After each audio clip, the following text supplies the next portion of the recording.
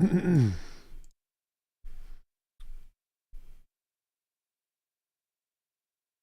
من الشيطان الرجيم بسم الله الرحمن الرحيم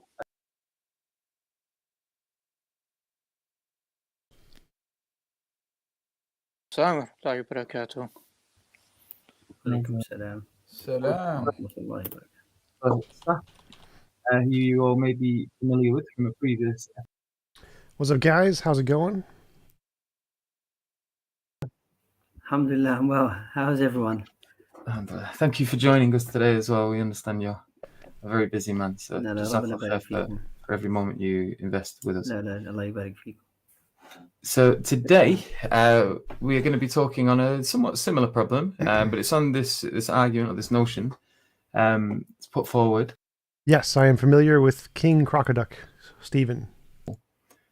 And so we're going to open it up with, inshallah, just a sort of brief description of the argument itself as it's put forward by those who put it forward. So I think probably the best person to do that maybe would be Brother Saf. Would you be all right sort of introducing us to the problem itself as you see it, inshallah? I can try and do that. Do you want to do that now? God drowns babies. God drowns babies. Yeah, might as well just jump straight into it unless anyone has anything else they want to begin with. I just wanted to say that obviously just for those new viewers who don't know who Saf is, Saf has written a book on this topic of the problem of evil. Can we get to the topic? He's also he's a doctor, PhD in Islamic studies. Oh God, he wrote a book like Deepak Chopra. Studied philosophy, done an MA, and also lectures at university on. Ghostlight, can you send me a link to that? Some like DM me or something. They're still doing intros. They're not saying anything related to the topic.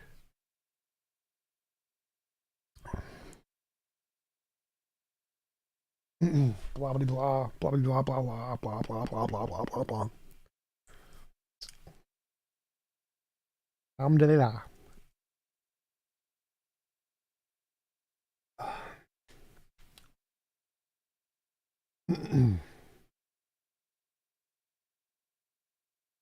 Thank you, Stefan. What? Don't Ghost, don't put it there. Put it like DM me or put it somewhere I can like actually interact with it. Like Discord. What's up, Ash Media? Yeah, they're still not talking about anything related to the topic. Like nothing related to the topic. Okay.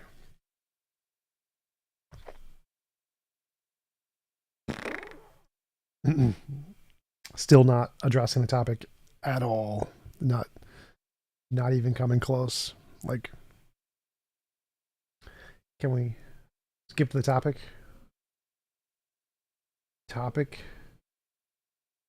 Still not the topic.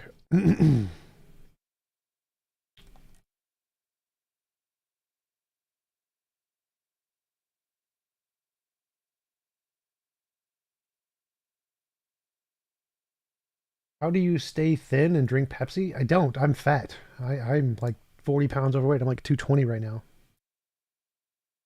But I used to stay in shape by biking 20 miles a day, but I'm just too lazy to do that right now because after I got happy. Yes, Hidden Magic. They are muted because they're saying absolutely nothing related to the topic. They're completely, they're just doing introductions, waste of time. They're not saying anything of value yet. They mentioned it. They said the topic is, can God be evil? And then they started talking about this guy's book. That's, they've said nothing yet.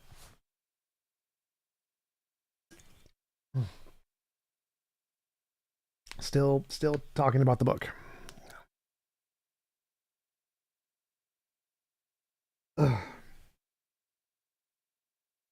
Ooh.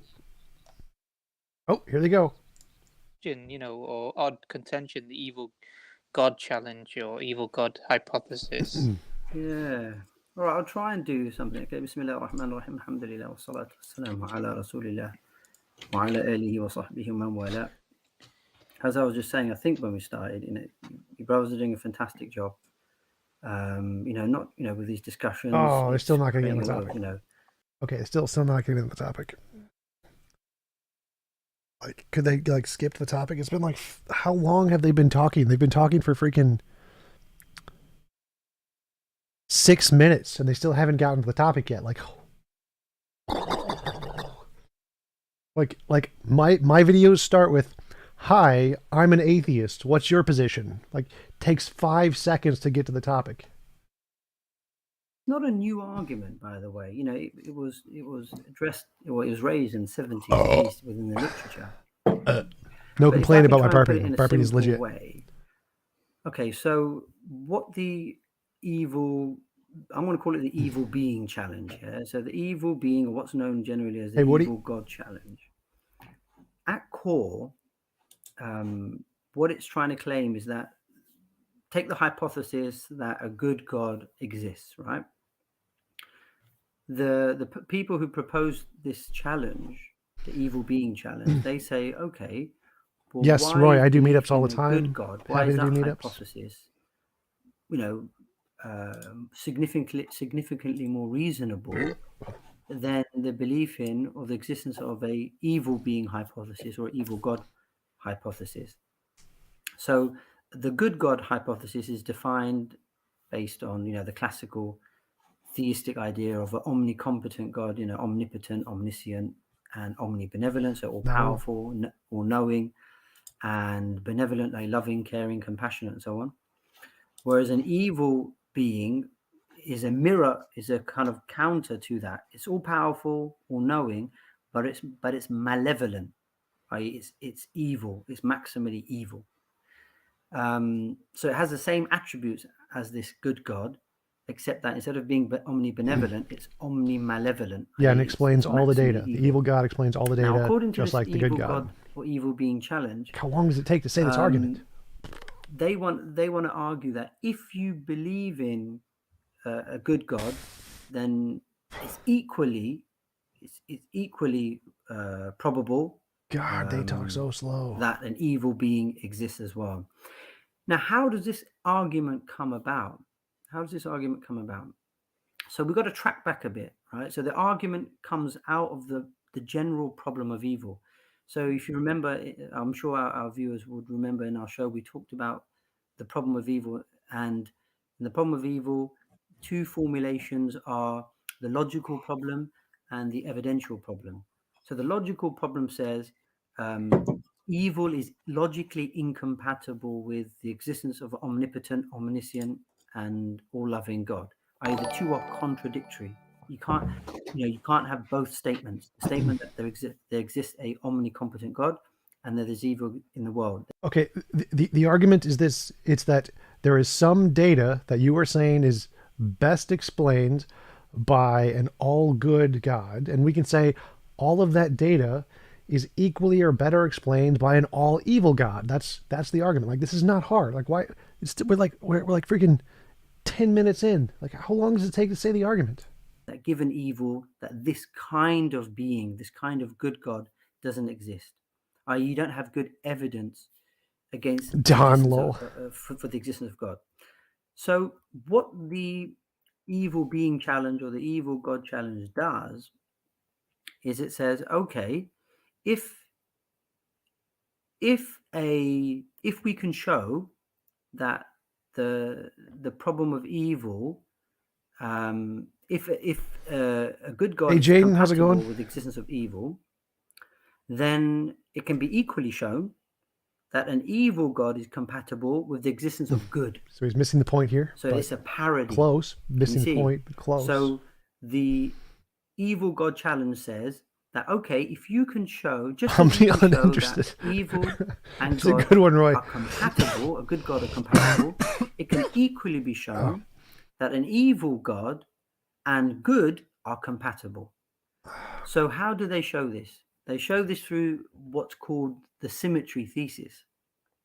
So the symmetry thesis I is hope so, Josh. basically, I'm going to call in when they open it. the degree of reasonableness of the belief in or the existence of a good God is equally or is the same as the belief in the existence of an evil God. That's good. Got And it. whichever way or argument you bring to show evil that an evil God exists, it can be equally shown a good God exists, it can be equally shown that an evil God exists. Yep, that is correct. Now, That one is the area argument. in which this argument is applied is theodicies, i.e., people, Hey, Confident, how's it theists or going? believers who believe in God and also accept that the evil is a reality. They try and explain the compatibility between these two Yeah, Phil, that's realities or facts good. through theodicies, or That would be the point of the argument. explanations for why evil exists. So classically, there are three main ones that are used in the literature. So you have the free will defense, which says, look, evil is compatible with God because God gave us free will for us to do good. That still works for the evil but God. That free will can be used to also do morally vicious actions, i.e. bad actions or evil actions. Another theodicy, one explanation for evil, is that, look, God allows or permits evil in the world, or evil is required for our moral growth, as i.e. Also, the moral growth works of for our the human evil character. God. We need it for character. Hey, James, building. how's it going?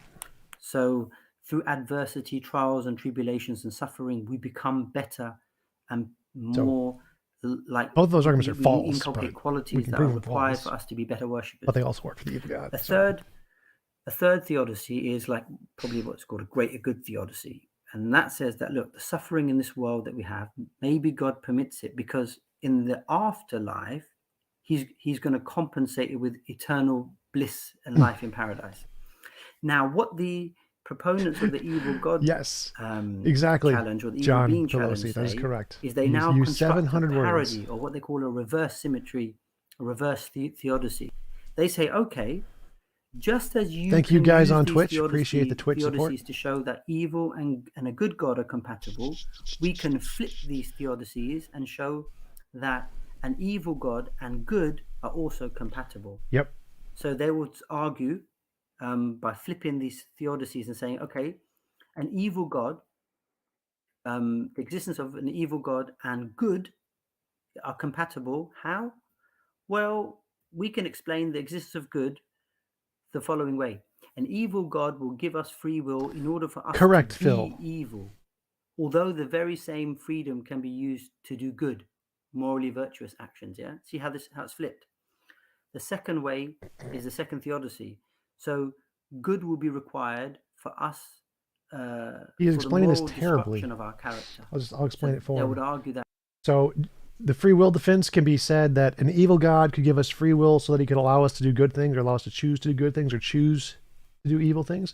There could be some greater evil. An evil God allows some good because it will allow for some greater evil in the future. Like, okay. Yeah, well, I forget what the third one was. What was the third one? Equal can be said about an evil God existing. So it can be flipped.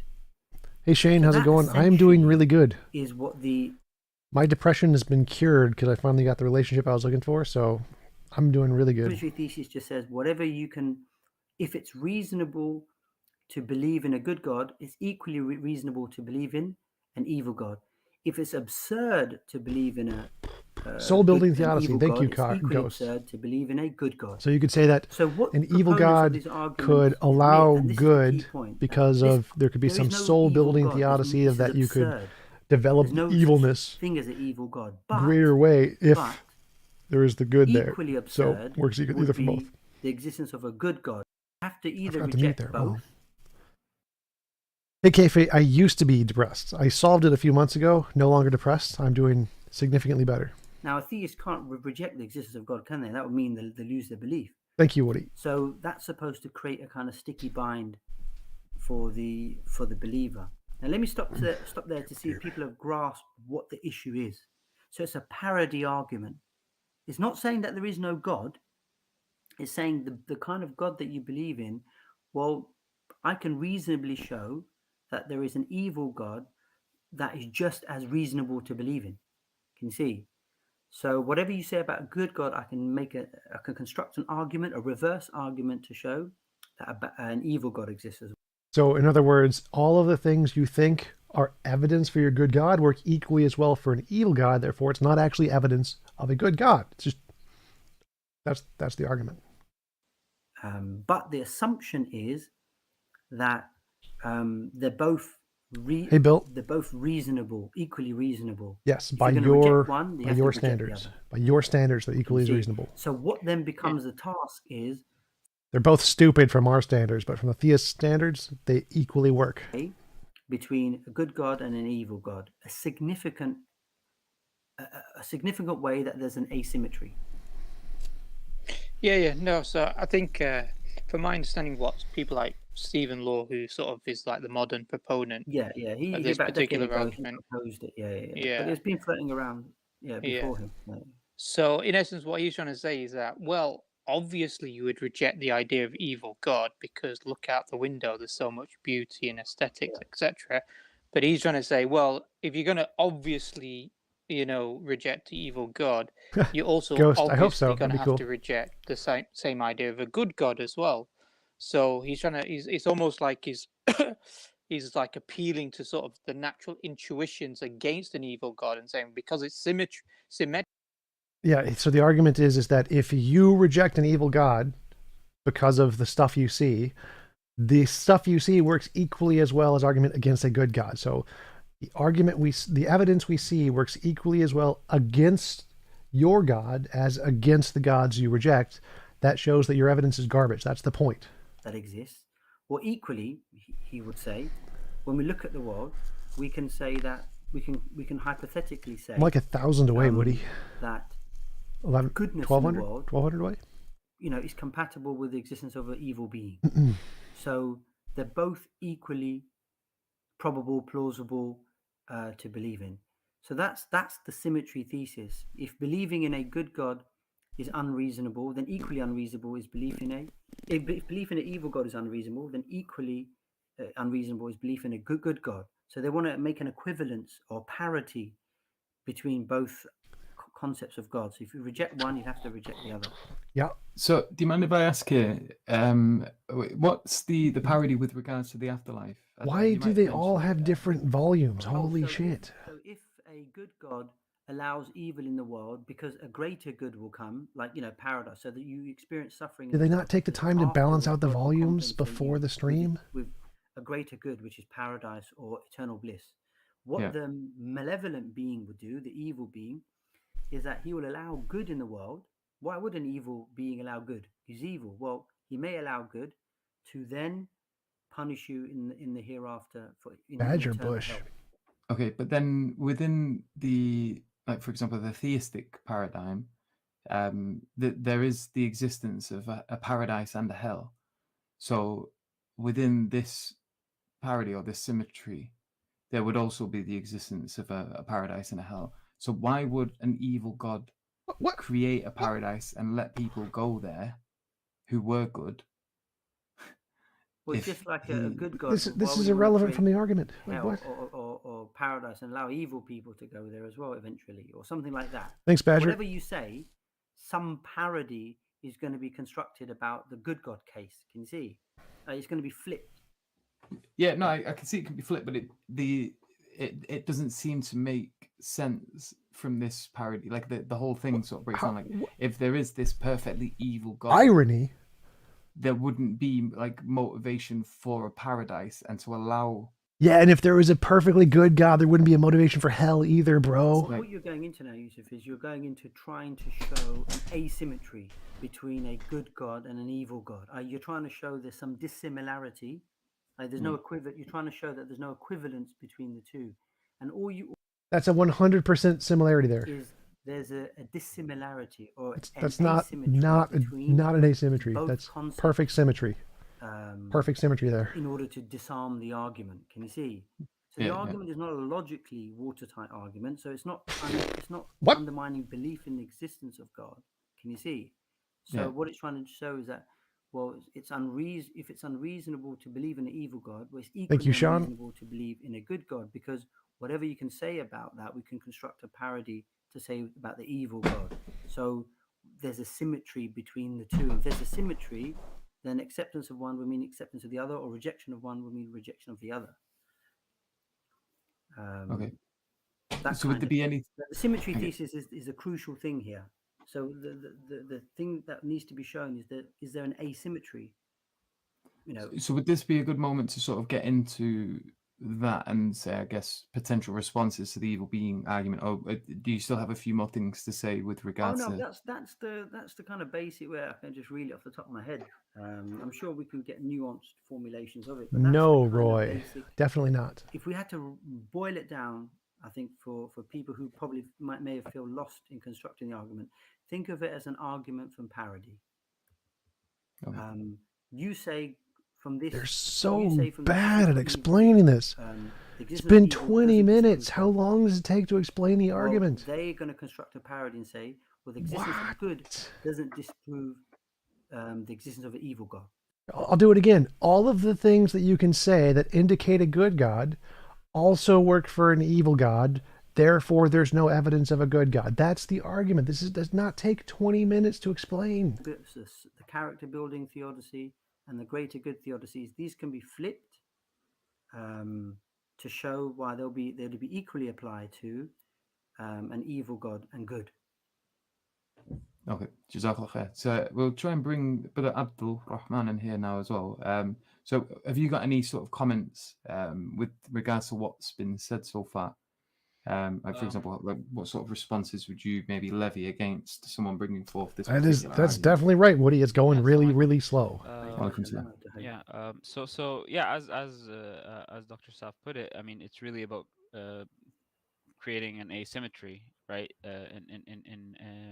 In the parity arguments that are provided. For example, the parity theodicies that Dr. Saf mentioned, and I really don't think that's difficult to do.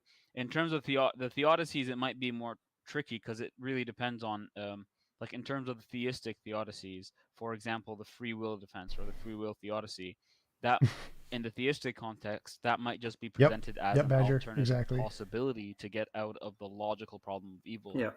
So in that sense, I mean, you could even grant to the evil being proponent that well, you could use a similar maneuver to just as a logical possibility to get out of a logical argument.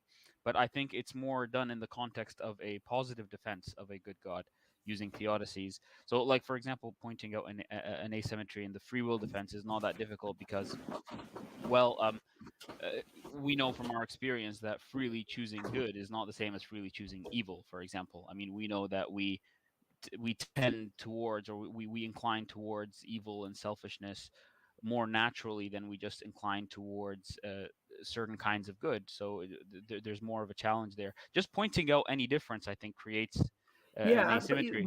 That's right. not an asymmetry. We need to point out a difference, but what they'll press is to point out a significant.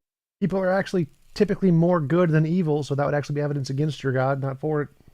Is that the evil being challenge or the evil God challenge put by these proponents, whether they're called anti-theists, Mao-theists, whatever you want to Hey, call Jaziki. atheists, they will also want to say that the concept of an evil being and a concept of a good being are equivalent.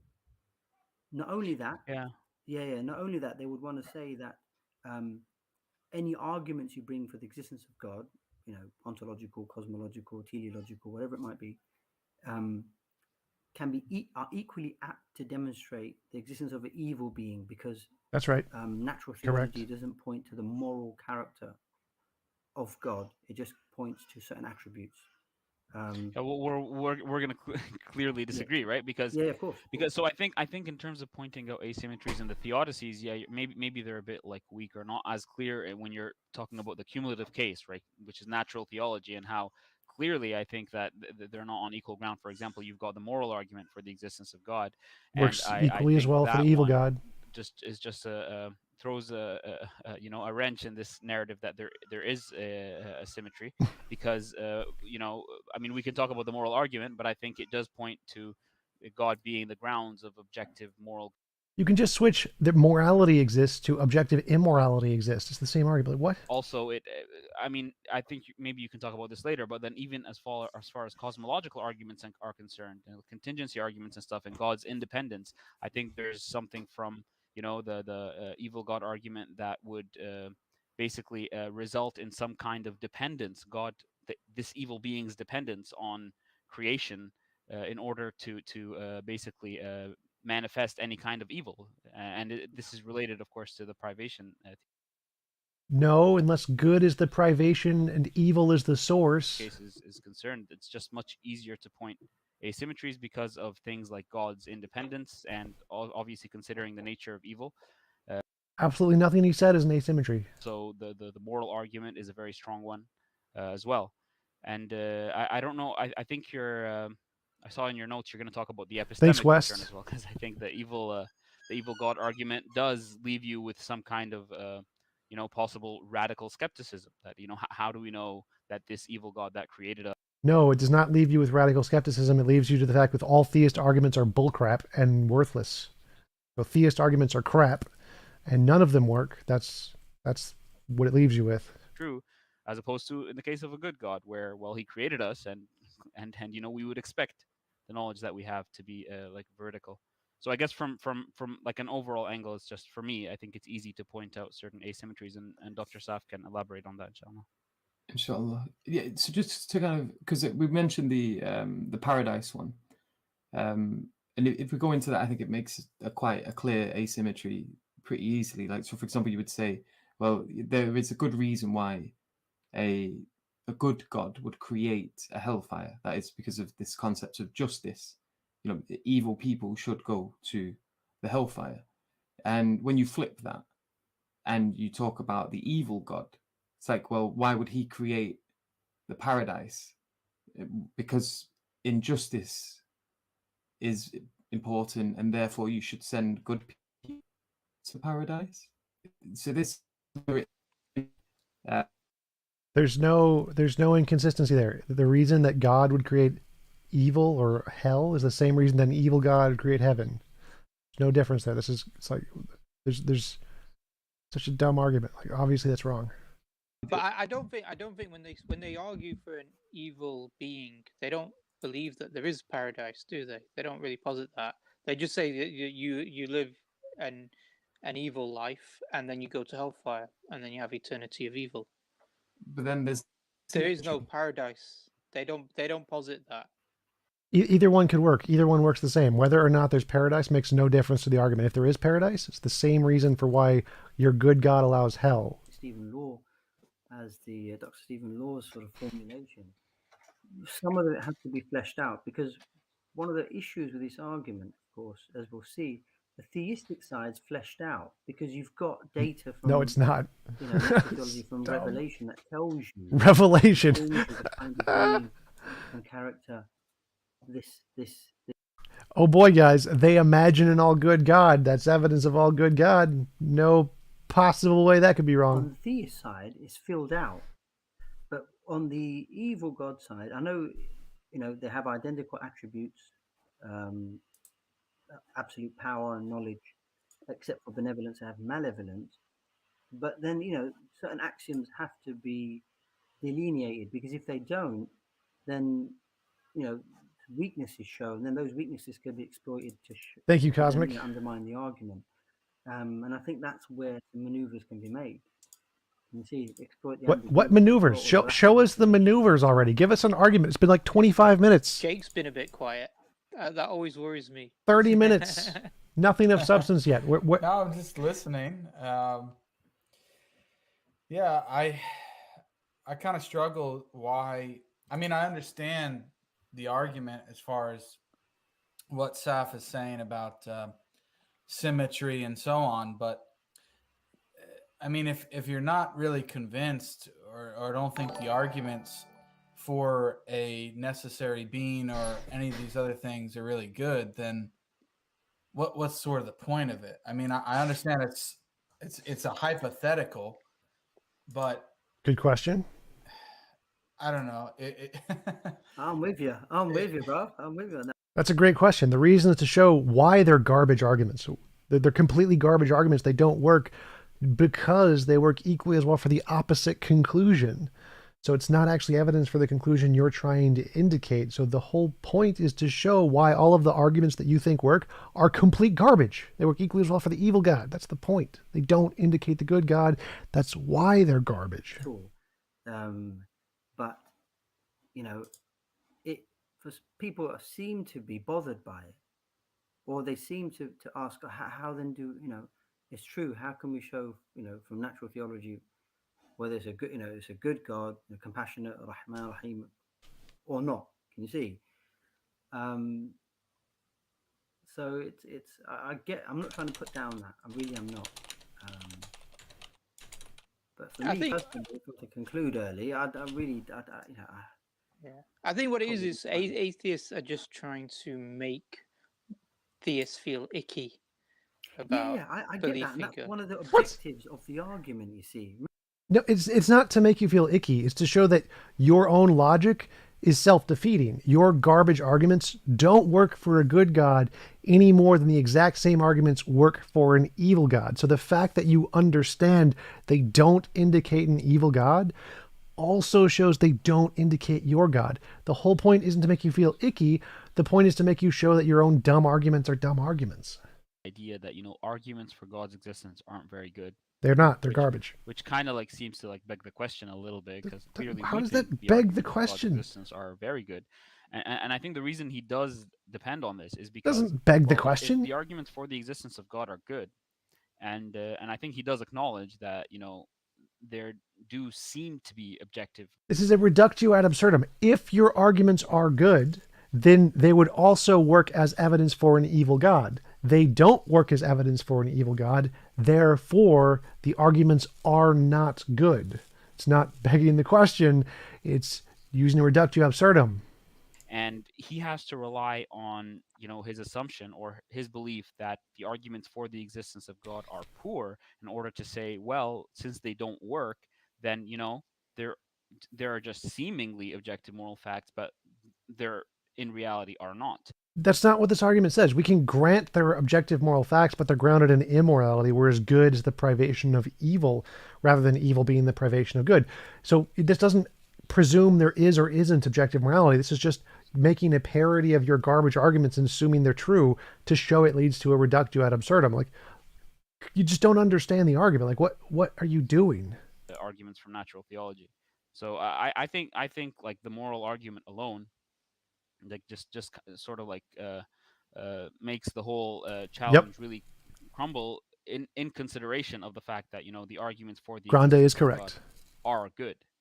So I think I think he relies on this idea that let's put arguments for the existence of God and against the existence of God or denying them, the atheist and theist position. Let's put them on a level playing field, and from there, let's do this hypothesis. Let's see if your garbage arguments can work for the opposite conclusion, because if they can, then they're garbage arguments.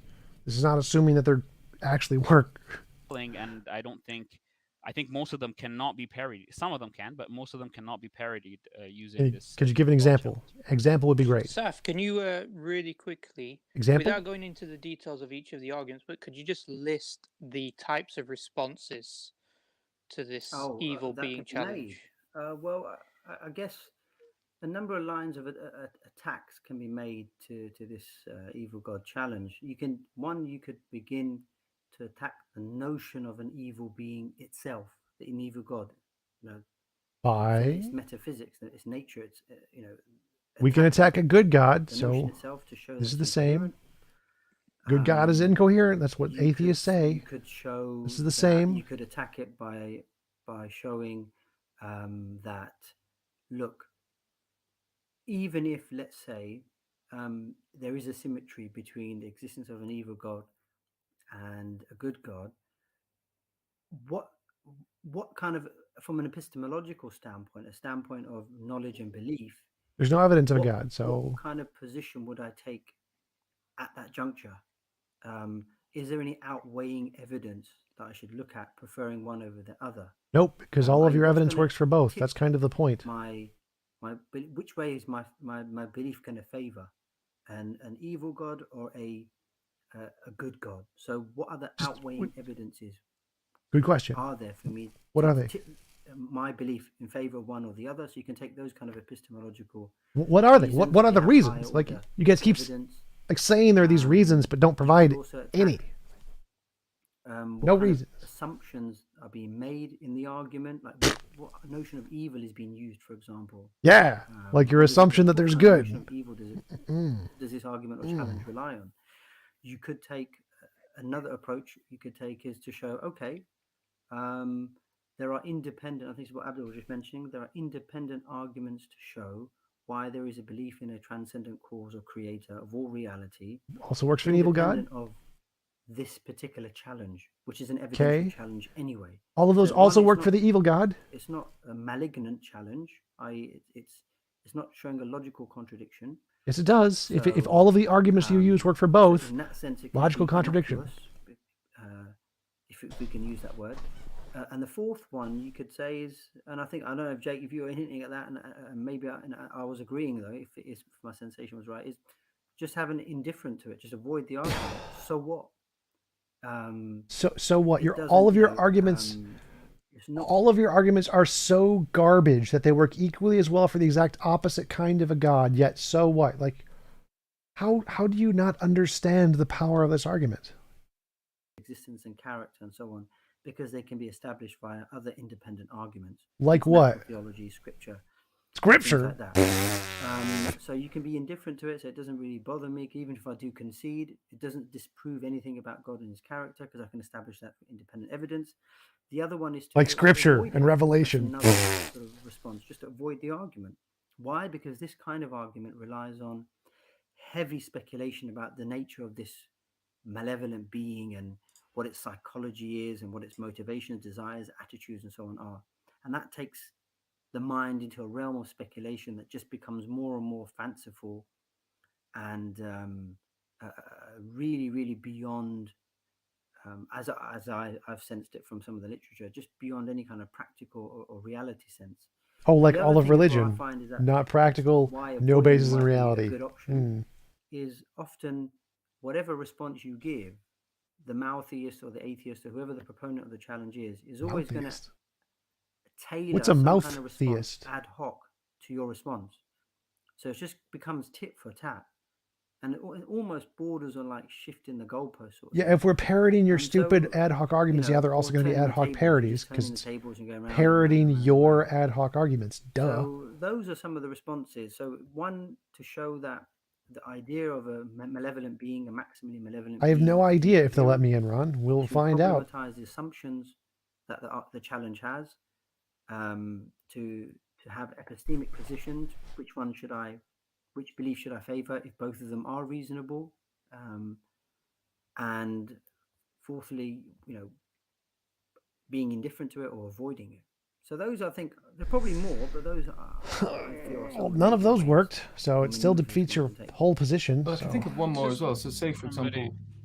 Oh, Sorry, somebody in the chat is saying another response can be appealing to revelation, and I think he's right. Yeah, that's exactly what I was going your to say. your Yeah, we said that, imagination. we said that. Yeah. We can appeal to Yeah. independent information, which is natural theology or scripture. Yeah.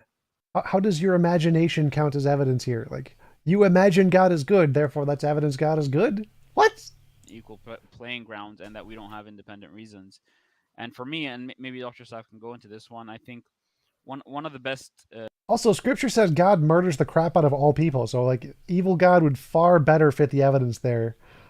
So like it doesn't. Like, Scripture would actually indicate the evil God.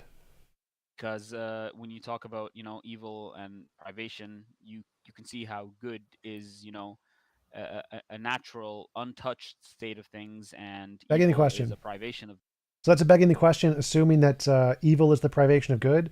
You can just say that evil is the fundamental thing and good is the privation of evil, and the argument just mirrors perfectly. This is stupid. Like, obviously that works equally for the evil God. A world where God exists alone, and if you say that, I mean, in what sense is he Bible says it. maximally evil? Boom. You can be maximally good in the sense that something that's untouched or neutral can be good. It doesn't have to be like there doesn't Untouched. have to What be does that even positive mean? activity in order for goodness to exist, but you require positive activity in order for evil to exist. So That doesn't even make God existed sense. alone. What is this In what positive sense would he be activity evil? garbage? He would need to actualize something in order for his evil to manifest, and that just makes God dependent You could on just the existence of switch something. He the couldn't be nouns. maximally Just evil take unless he everything you've just actualizes said. something in order to Flip.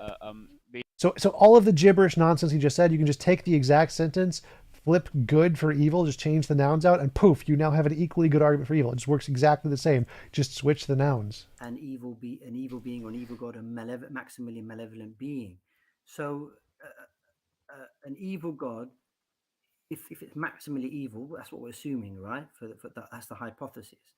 Needs to create other creatures in order to maximize their evil, right? Because and Oh, you mean like how a good God needs to create other creatures to maximize their good? and it does so based on, we would say, I guess, fulfill some kind of selfish end, because a malevolent being will be selfish, right? It's ego oriented. I don't know. Self-regarding.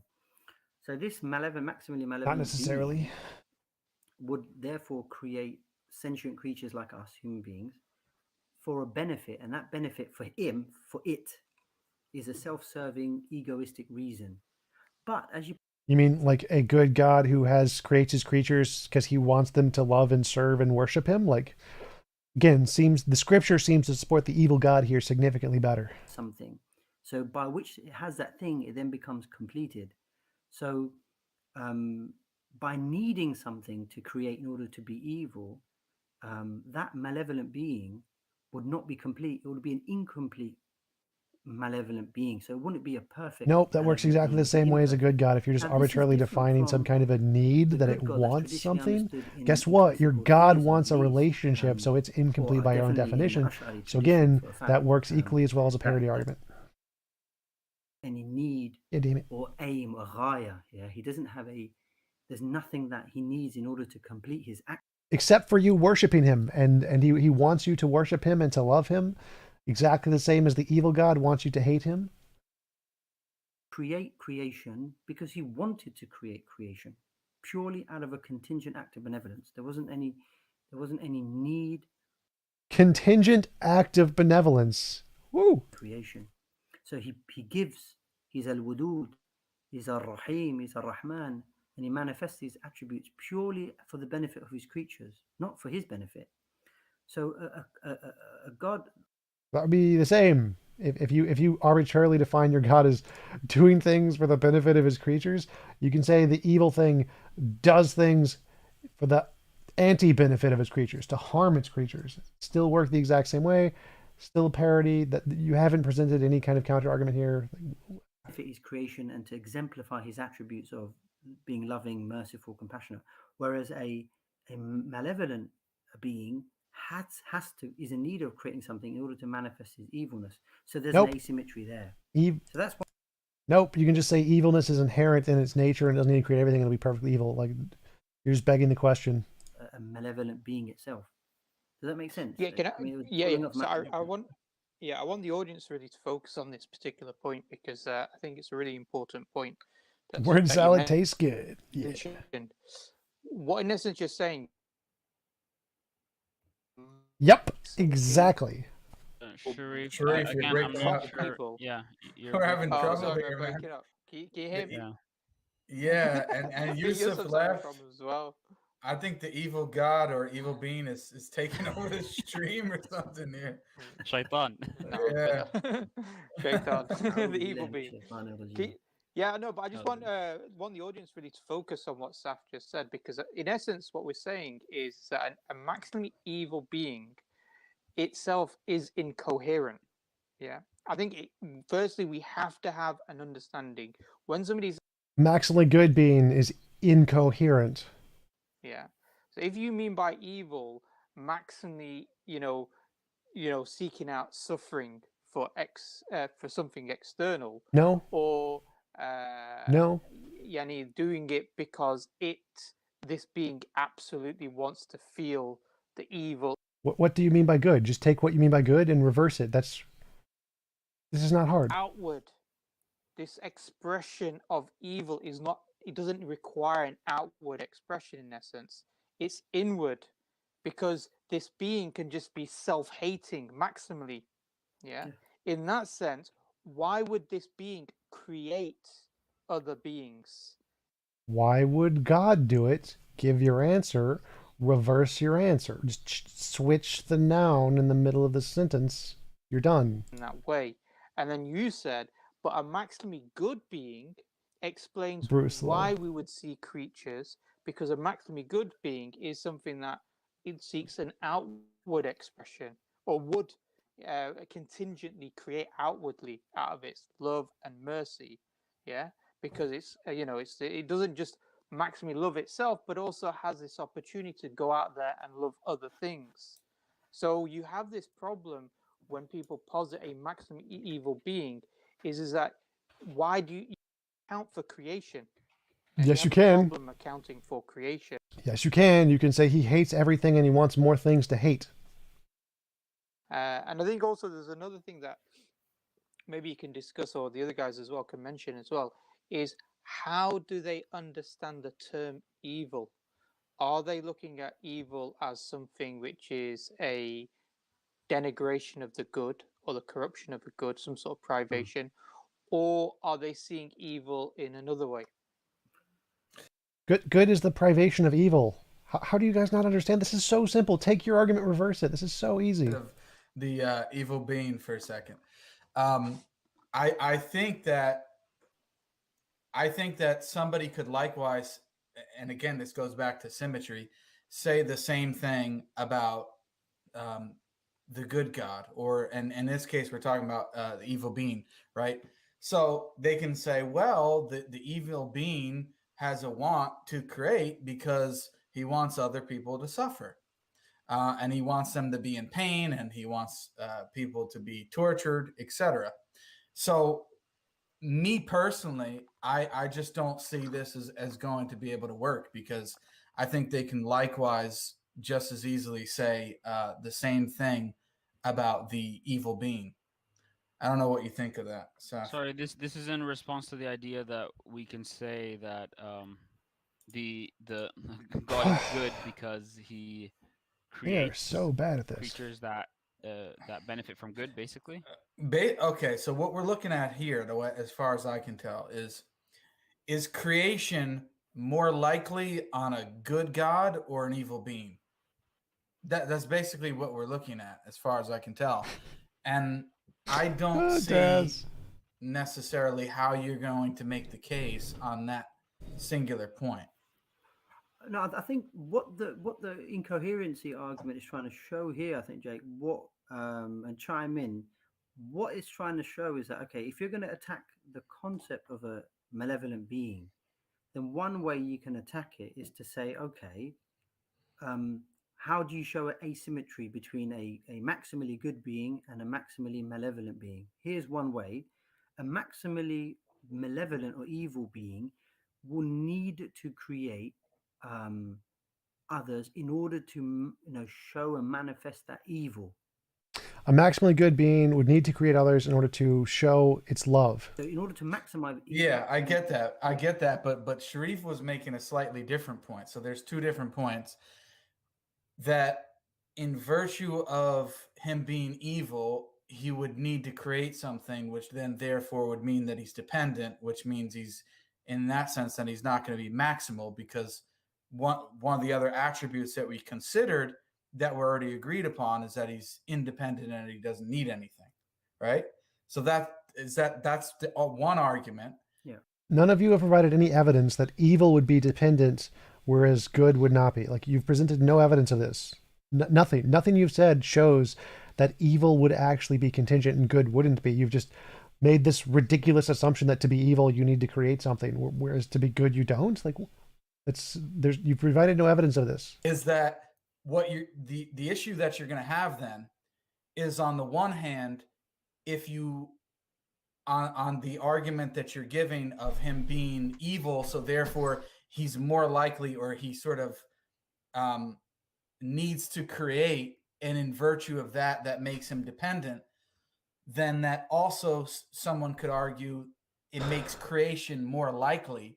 And so in virtue of the fact that we have creation, that's actually evidence in support of the evil being over the good God, who seems to be less likely to create in virtue of the fact that he doesn't need creation.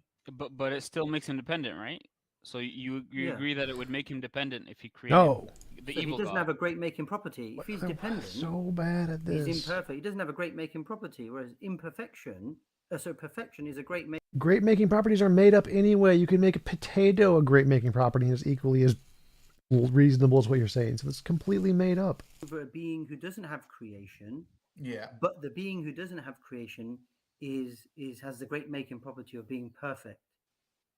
Yeah, but then like I'm saying, they could simply make the move, and they would have to at this point say that, well, in No. virtue of the fact that we have creation, it's more likely that the being is evil, and so they'll bite the bullet on this dependency thing and But then I've got a significant asymmetry now, though. Yeah. I've now generated a significant asymmetry because it's to do with a property. yeah, but I think No, you haven't. to say because on the How one would it hand, be more significant though, because if you not have a great making property. well, but that's the point. Your Because great making properties are made up. It's just making shit up. I can make up a great making property of potato. being dependent, the evil being, okay, he's dependent. The omnibenevolent God is not. I get that. But I'm saying if you're taking data points and you're looking at creation and you're saying in virtue of the evil being sort of creating, it's almost as if he's more likely to create. So I'm then taking the data point of creation existing is also more likely on the evil being hypothesis. But the problem is they want to grant, so they want to grant stuff like cosmological arguments because they want what they want to do is they want to parody these arguments. So the idea is like if a cosmological or any form of cosmological argument gets us to an independent being, they want to maintain that and parody that argument with the only difference of plugging in an evil character, right, and maximal evil character. So if they give up the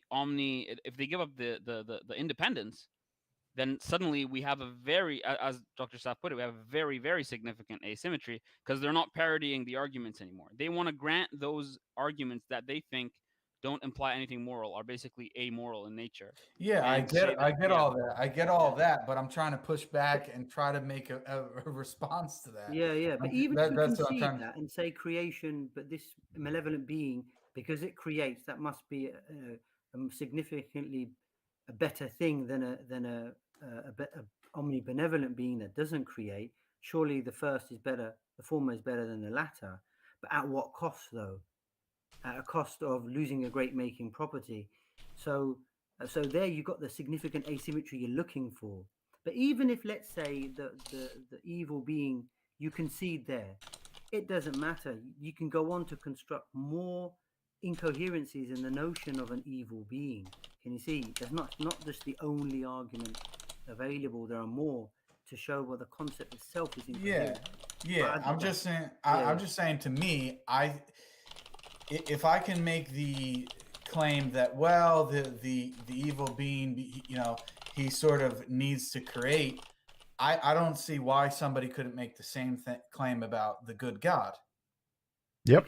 Wouldn't you say the same? Jay? Because he's more likely because he and that's as completely as you may or separate may argument. not know, I mean, Saf, I'm sure this is familiar, that people actually argue based on this account that because God is good and is merciful, that it's almost as if he creates out of necessity because he wants to share that mercy and that goodness. And there are people that's that a good argument. actually have that theology. So I'm saying, good job, Muslim metaphysician. I don't see how they couldn't say the same thing. Don't you think the same would apply to, like, you know how we critique ideas about, like, let's say divine simplicity and stuff, like models of God where creation is necessary? But then you'd have to make a parity, right? Applies? And say the evil God is also a God that has to create out of necessity. Because you have to have parity, right? Yeah, but I'm saying the parity would apply because now the good God is also dependent. Yep. Good argument. For divine simplicity, for example, so you have this situation as well. So a divine simplicitist can tell you that, well, hey, it's more likely on divine simplicity that you have creation. But then the thing is, no, you're not getting me. I'm saying, okay, so what's the reason why the evil God has to create? Because he couldn't manifest. I mean, how can you exist alone and be evil without manifesting your evil? You can have an inherent good. Thinking evil thoughts. Yeah, that's the thing. So I think this argument, Jake, I think it would depend, and Dr. Saf can elaborate on the privation theory of Yeah. But what I mean is, even if this is what I'm saying, even if you say, okay, he doesn't need to create, this evil being doesn't need to create, that's fine. But even if this malevolent being, self-reflects and self-hates itself, Yeah. Because that's what he would have to do, right? His evil is an expression of hate, right? It's not love. He doesn't self-love. He doesn't have any values. He has disvalues, or it has disvalues. Well, that is even worse, because what that will do is that will lead to a kind of being who is supremely worthless, self-hating being. And what we would say, the entailment of a supremely worthless, self-hating being is to fluff itself out of existence. Its self-hatred should lead to its own self-destruction. That's the kind of incoherency we get led to by having. That's dumb. So a perfectly evil being would kill itself? What? That makes absolutely no sense. Like, a perfectly evil being would create as many things to destroy and cause suffering as much as possible. He wouldn't destroy himself. That makes no sense. That's dumb. And that to me is significant asymmetry. That's significant asymmetry. A supremely worthless being should result in its own self-annihilation. What? I don't think so. That's dumb. I could just argue that my intuition is that. Okay, what's the conclusion of a self-loathing being? What's more evil, a being who destroys itself or a being who creates infinitely many other beings and causes them to suffer? Like, which is more evil? Wanting to be about yourself. So it Good doesn't argument. mean that you have to hate yourself. You can hate others. So what was that, Jake? You don't need to see being evil to me is not necessarily hating yourself. It's hating others and loving yourself. No, but that's not how the evil being is framed, though. Malevolence is not framed by the people who propose that argument. Well, I mean, that's what egoistic is to me. You can't have the property of love because you don't have benevolence. You can't have that property. That's not part of you. You have malevolence. You can't have love in any form. Because it has to be maximal as well, right? Yeah, you have to be maximally malevolent. You can't put an arbitrary evil. Otherwise you'd have to say what you're doing. You're giving a hybrid now of malevolence and benevolence, but you can't have that unless someone comes along and constructs it. It doesn't need to love itself. It doesn't feel any love. It just feels an overwhelming compulsion to suffer things. It doesn't need to love itself. It doesn't need to hate itself either.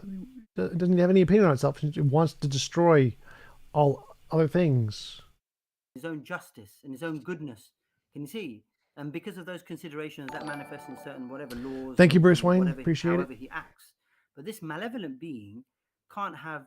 there can't be a symmetry between what a good God has by having those properties and an evil or malevolent being, because how does malevolence manifest? It doesn't manifest in any value. That's what I'm trying to say. How does it? Yeah, it doesn't. It manifests in disvalue. There can't be any good that comes out of the malevolent being. But if there's nothing happening, there's there's nothing one way or another. Yeah, there can't be a secret good that the malevolent being has by virtue. So the counter argument here would be if there is a perfectly good being and it only loves itself, it would only create itself or more versions of itself with no change. So it wouldn't create anything other than itself if it loves itself more than anything else. I think, yeah. See, I think there's two ways of looking at it, isn't it? Another way to answer this would also be to say that if there was a perfectly evil being, it wouldn't destroy itself. It would want to cause itself to suffer too. So it would want to suffer, and it would want to create as many people as being as possible to cause them to suffer. So here, that's one of numerous types of incoherency with this idea of maximally benevolent being, is because this idea of I want to torture somebody because it makes me feel good. Yeah, well, the whole idea is that this evil being... No, it wants to torture other things because it makes them feel bad. And it wants itself to feel bad. Now there's a moral standard in lieu of which now this evil, malevolent being does things. That's another argument against this. And feeling good and feeling bad isn't necessarily moral anyway. Somebody can't be evil. I mean, I'm kind of lost. Because you're saying that if they're evil, it's also good, and that can't happen. No. I think the idea is there must be a... Thanks, Bob. In order for evil to exist in the first place, because you can aim for that goodness in a evil way or in the wrong way, which would be the evil. But I mean, if it's all evil, then I mean, me personally, I can't even picture that. I mean, even if you think of it just in terms of simplicity, existing alone, how are you evil? Well, you said he's going to be thinking evil thoughts. Well, okay, I don't know if that's evil, but then I think intuitively you would agree that, on the other hand, an evil being that exists alone can be just good. I mean, you could. So I don't remember where I saw it, but you have this example of, let's say, like an untouched paradise or garden or something where nothing's happening. Well, you don't want to say that's neutral Bob, or evil. You want to say that's good. It's just Bob, I might be able to call in once they open up the call-in thingy, but they haven't done that yet. So right now they're just talking to themselves. They haven't opened it up to callers yet. But when they do, I'll try to jump in. just I don't know what it's. Yeah, I agree. It doesn't make I think sense. there needs to be some Yeah. kind of activity in Yeah, order for there to be evil. I mean, you can't say mega. There needs to be some kind of activity for there to be good. If it's just there on its own, it can't be good. The evil that they do is because in lieu of some greater good. You can't say a malevolent being, right, is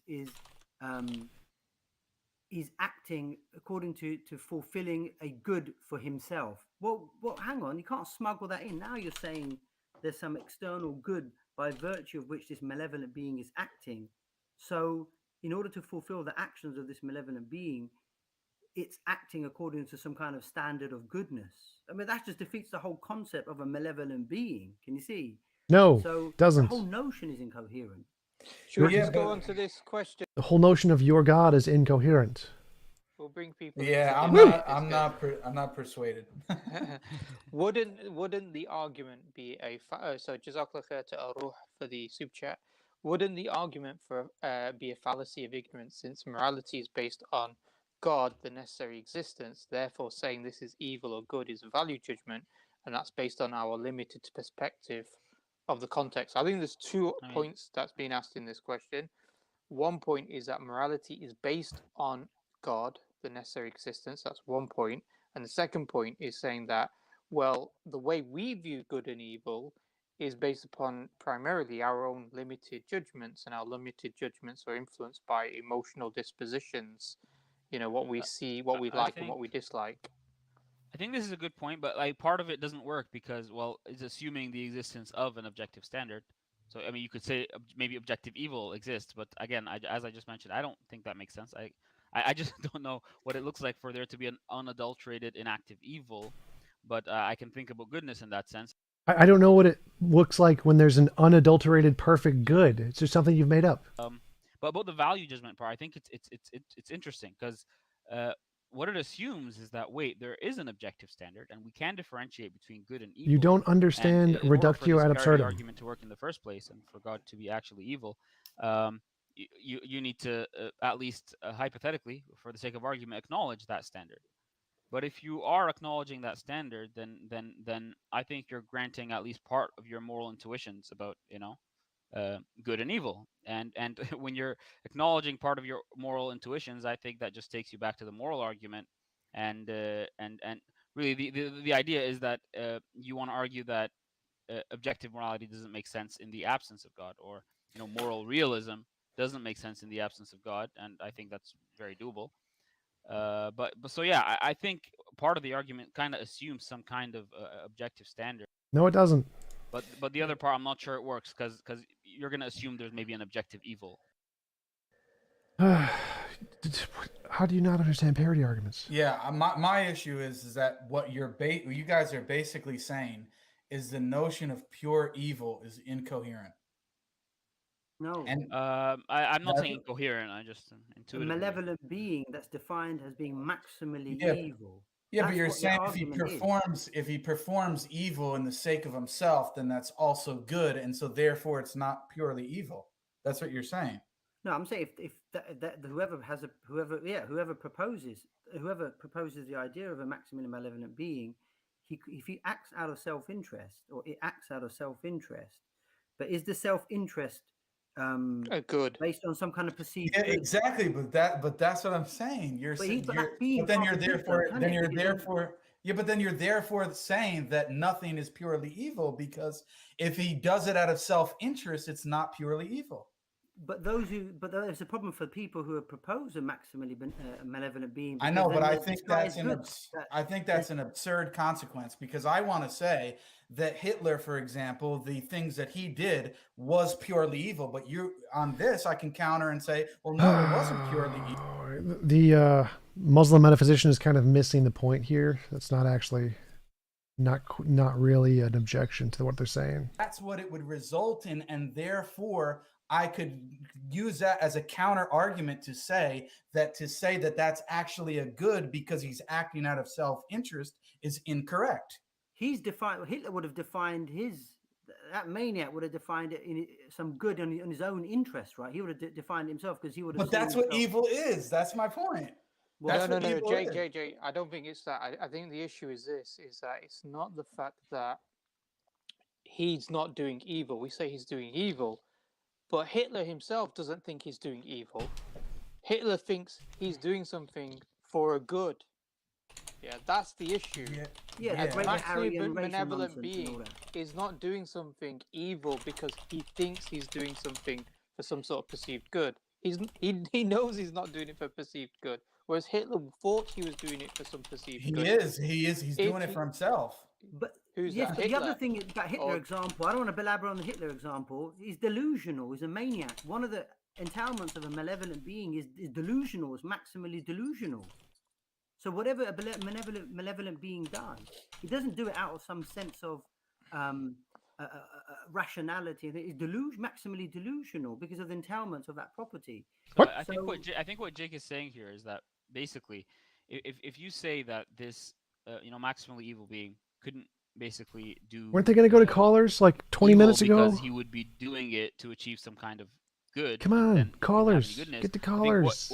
What he's basically saying is that if you compare that to any evil that's done, then you'd basically have to say that this evil that these people are doing isn't evil. I think that's generally what Jake is saying. Evil. Of course, we'll say, but their subjective perceptions, of course, make them delusional.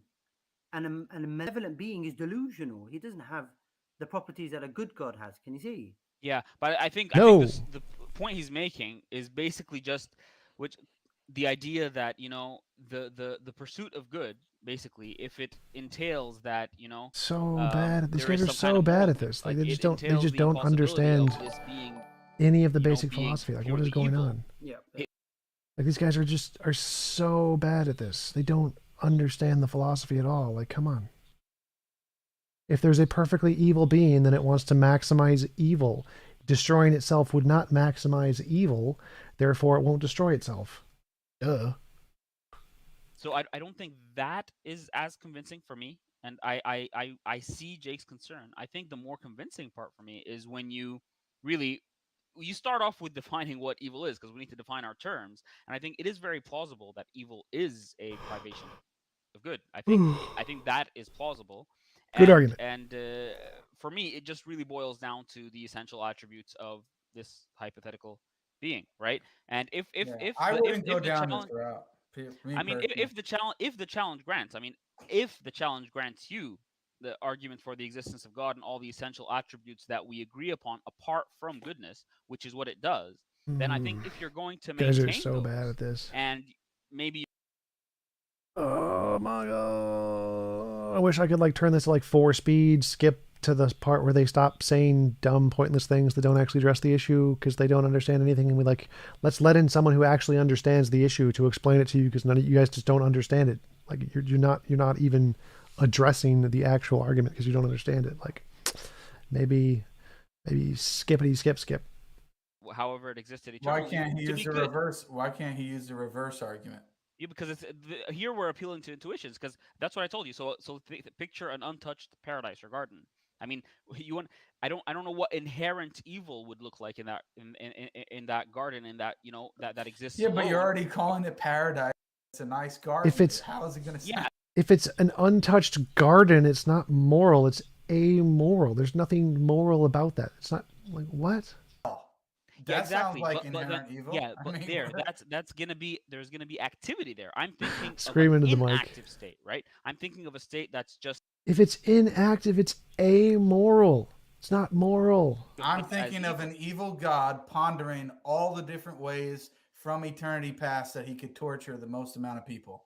Yeah, but first of all, you're gonna have to assume that that's already evil, just the pondering. And second of all, you're still Oh, you mean like how you're assuming the garden is inherently good? Oh, you're appealing to the exact same thing. Ah, the ultimate good. Okay, I so don't need to posit any kind of activity. so on a malevolent being view, do you think a inactive malevolent being is less malevolent than an active malevolent being? So a malevolent being just sits. do you think an active moral being is more moral than an inactive moral being? The same argument works for both. Wow. Whatever sentient creatures it wants to make, but doesn't quite make the leap, yeah, for whatever reason. But then there is another malevolent being who actually says, no, I'm going to make the leap and I'm going to create sentient creatures and I want to torture them. So which one fares better? Okay, watch this. Okay, so you have God who's good, right? And he's just by himself, and then you have God who shares his goodness with creation. Which one's better? Well, sharing his love and creation wouldn't diminish God in any way. Yeah, but it would make him better because he would be sharing his goodness. Wouldn't make him better. Why not? Yeah, it would. That's not from one of the axioms of what a good God is. Yeah, but then that just goes back. It's not one of the axioms of what an evil God is. Here. No, because you're appealing to my intuition about the malevolent being not doing anything or torturing people, and I'm appealing to your intuition about a good God who doesn't do anything and a good God who shares his goodness. It's the same thing. Yeah, but even if a theist argues and says, God's expression of, through creation, not that makes him he was less when he didn't create, but that isn't the case. That was come back to my original argument. Isn't the case with the malevolent being? Yeah, but then it still makes creation necessary. For who? The good God. Not necessarily. No, the God contingently creates creation to express his love and care and compassion and mercy. And I'll say the same thing about the evil being. What? He does it contingently. How can his malevolence be Testing, expressed? testing. How is it going to be expressed? Testing. Yeah, but then we're back to square one about him thinking. And the same thing with the good guy. Testing. Right. Me personally, not okay. Then let's talk about that. Until then, I have no reason to even discuss this with an atheist. Because now he's arguing from a position that he doesn't even actually hold. It's just like a guy who told me the other day, oh yeah, I'm asking what his position is. And he doesn't want to tell me when he really is an atheist, but he says, you know what? I'll grant you deism, but I want to discuss theism. No, I'm not doing that. You're not a deist. I'm not going to argue with you as if you're a deist because you're not. You don't even believe in a creator. So that's my approach. Yeah, I know, but the argument here to show the asymmetry is that a maximally malevolent being will need to create in order to manifest that that malevolence. But a maximally perfect being is already perfect. If you take those two together, they're asymmetrical. Can you see? Yeah, but it's the same thing with the evil God because he's already perfect. He's perfectly evil. Well, if who? The evil God or the evil being. He's perfectly evil. He's not perfectly evil, though, is he? Yeah, but that's the thing. You're just saying. Yeah. You're saying he can't be perfectly evil unless he creates to do X, Y, Z. Why can't I say that God can't be perfectly good unless he creates and does X, Y, Z? Because the concept of a good God is supreme being is already his perfection is already part of his property. Can you see? Yeah, but I can say the same thing about the evil God. I don't see why I can't say the same thing about the evil being. I just don't see it. To achieve its goal of maximizing evil, how does it achieve its goal? It can't achieve its goal by self-contemplating its own evilness. Can you see? Why not? Why not? Because according to those who are proponents of the argument, that's not, that doesn't make it more depraved and cruel. He has to satisfy his desire to inflict maximum evil by creating others. That's how a malevolent being behaves. This is what I said before. I think it was in my notes. Okay, so then what's their response when you say that therefore it makes the evil being dependent upon creation? What's the response? Because because now it's imperfect, isn't it? No, but what's their response to that? I don't know what the response. Those who are proponents of it have to bring forward the response. Yeah, that's okay. Well, then we can't deal with it. I'm trying to act in their seat and trying to respond accordingly. I'm sure there is a response to the objection for sure. But I think obviously these are just one lines of the argument. I think we listed out a number of lines of the argument. I think one of the things that Abdurrahman and also Saf mentioned earlier was about the argument for, revelation, the argument for morality, which becomes more plausible if we accept a necessary being. So how do you ground morality? It doesn't make sense to be able to ground good when you accept a necessary being. If you believe that there's a malevolent being, makes no sense. Similarly, how do you ground truth and logic upon a malevolent being? Again, it doesn't seem to make any sense. If you have that. So logic isn't moral or amoral. It would work equally as well under either one. Like what?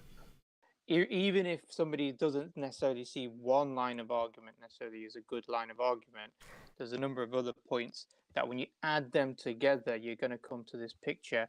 But also, I tend to also agree to a certain extent in terms of Jake, because I recently I take Jake's point. Yeah, for sure. Yeah, I got this question myself, which was that somebody said, well, he was an atheist, and he said, well, how do you disprove an evil God? And I'm like, well, firstly, let's not talk about the properties of a necessary being. Let's talk about whether the necessary being exists in the first place, because I think it's sort of an escape route that atheists use to say, look, evil God. And it's like, well, yeah, but you don't believe in God. So really, you need to go back to the first stage of the argument to a certain extent. I think there's a super chat as well, by the way. Sorry, really quickly. Allah subhanahu wa ta'ala wants people to reach him through his attributes willingly. Would an evil God care how people reach him, his evil attributes? Well, his malevolence, he wouldn't care about because he's not a supremely he's not a being that is, supremely good. He's a supremely worthless being. Can you see? So what would a worthless being do with notions of worthiness and things like that? Can you see? So that's one of the entailments of being an evil being. You're not the supremely good being, are you? That's the good God. You're supremely worthless. I think this point generally relates to the epistemic consideration because so it boils down to then one of the maneuvers who says epistemic. Okay, so based on your own whatever previous experience, intuitions, on if you think they're both on a par, an evil being and a good being, epistemically, what favors you, what type of being favors you, or do you think what type of being, what evidence tilts in favor of one over the other? Can you see? And that could be considerations to do with, for example, pragmatic reasons. It could be evidential reasons. So those who feel that they're at a junction of, I'm not sure which being is more worthy of my worship, a supremely worthless being, malevolent evil, or a supremely good as ground of all goodness and beauty and compassion and love and care, all that kind of stuff. So all values. So I'm not sure whether to worship or submit to a being that embodies all disvalues or a being that embodies all values. Here are other epistemic factors. And brother Muhammad Huzaifa comment as well. Second good comment from this brother. The Pascal's wager is also a very good consideration because no matter what you do, no matter what. Pascal's wager, I've debunked that many times in past videos. Literally, is not evidence of anything. Pragmatic, the epistemic encroachment view in epistemology. Yeah, where you think of pragmatic. We think of reasons other than evidence only to justify your belief in certain things. So there could be pragmatic factors that you can. Still waiting. These guys still have not gone to video guys yet, to call-ins yet. They're still wasting time, not actually addressing the issue. The epistemic encroachment, pragmatic encroachment view. Yeah, I think we should probably go to the guest. Yeah, first guest. Go to the guests. Yusuf can't hear you. Yeah, I'll bring them on now. So first guest we have is TJump. Hello, TJump. Hey, how's it going, guys? Can you guys hear me? Not bad, how are you? Yeah. Yeah, hey, perfectly. Good. So I've been listening to your whole conversation. I think that Jake had made some really great points. I think his representation of the evil God was spot on, because you can say that the evil God, who is perfectly evil, wants to instantiate that evil as much as possible, and destroying himself wouldn't do that. If he just destroyed himself, then there would be no evil anymore. And he wants to have the most evil, so he would want himself to suffer and as many other beings to suffer, presumably, as possible. So the evil being would not destroy himself any more than the God being. Like, you could just parody that. If you thought that was what evil was, you could just say perfect goodness would only be the God loving himself and not creating anything. But obviously you would disagree with that being the definition of goodness. And so we could just say, well, no, perfect evilness, he wouldn't destroy himself either. So it seems like the perfect evil being could answer all the things you just mentioned and perfectly exist and explain other beings and have a reason to create other beings just fine. I think it answers that single point. I agree with you. I mean, he wouldn't necessarily destroy himself. I don't think it answers the other points. Yeah. So I think, the fact that he would destroy himself, I don't find that compelling. What other points? It's a possible entailment of maximal self-loathing. It's possible. I think he's just. That's all I have to show to create an asymmetry, and then you can counter. That's fine. Then we get tit for tat. That's fine. Yeah. But I only have to show it's possible. It's conceivable from an entailment. If we're going to take, if we're going to axiomatically lay out the entailments of maximal malevolence, if you're self-hater, clearly, you have no values if you're a malevolent, maximally malevolent being. One of the possible entailments, self-loathing, from what we observe in the world with self-loathing human creatures, is, unfortunately, some people take their lives. Sure. So, but I could say the same thing. It's possible that the entailment of perfect goodness is that he loves himself so much that he would only ever create versions of himself that are perfect. That's also a possible thing, and so it would equally refute the good God. So what's also a possible thing, sorry? So just like you said, it's a possible entailment that a perfectly evil God would destroy himself. It's a possible entailment of a perfectly good God that he would only love himself, or only love or create himself and versions of himself, things that are perfectly perfect. Okay, but how is that significant asymmetry though? I mean, so a perfectly good God creates things in its own image? Yeah, and so that means it would be impossible for anything else to exist other than the God or the exact copies of the God. That means we couldn't explain this world. Well, you're saying no, but that's replicate. I'm not saying. You're saying that a good God will have to replicate itself. Well, we do get in Revelation that God creates image-like, right? No, I mean exactly himself. I mean, there can be nothing else. There's no humans, no sin. There could be nothing non-perfect. God is, it is logically possible. It is a possible entailment that a perfectly good being would never create anything other than perfection. It's not, you could say it's not a logical entailment that whatever he creates, it has to be perfect. Right, but it's a possibility, and that's what you said. All you have to do is show it's a possibility. Yeah. But what's problematic about that though? That would mean that our world doesn't exist. So that would be the problem. So if you want to say that, if you take the best possible worldview, I mean, there's ways of going tit for tat. Well, no. So I mean, like, your argument is that it's possible that an evil God would destroy himself, and if he did, well, then obviously there wouldn't be a world. So as an entailment, yeah.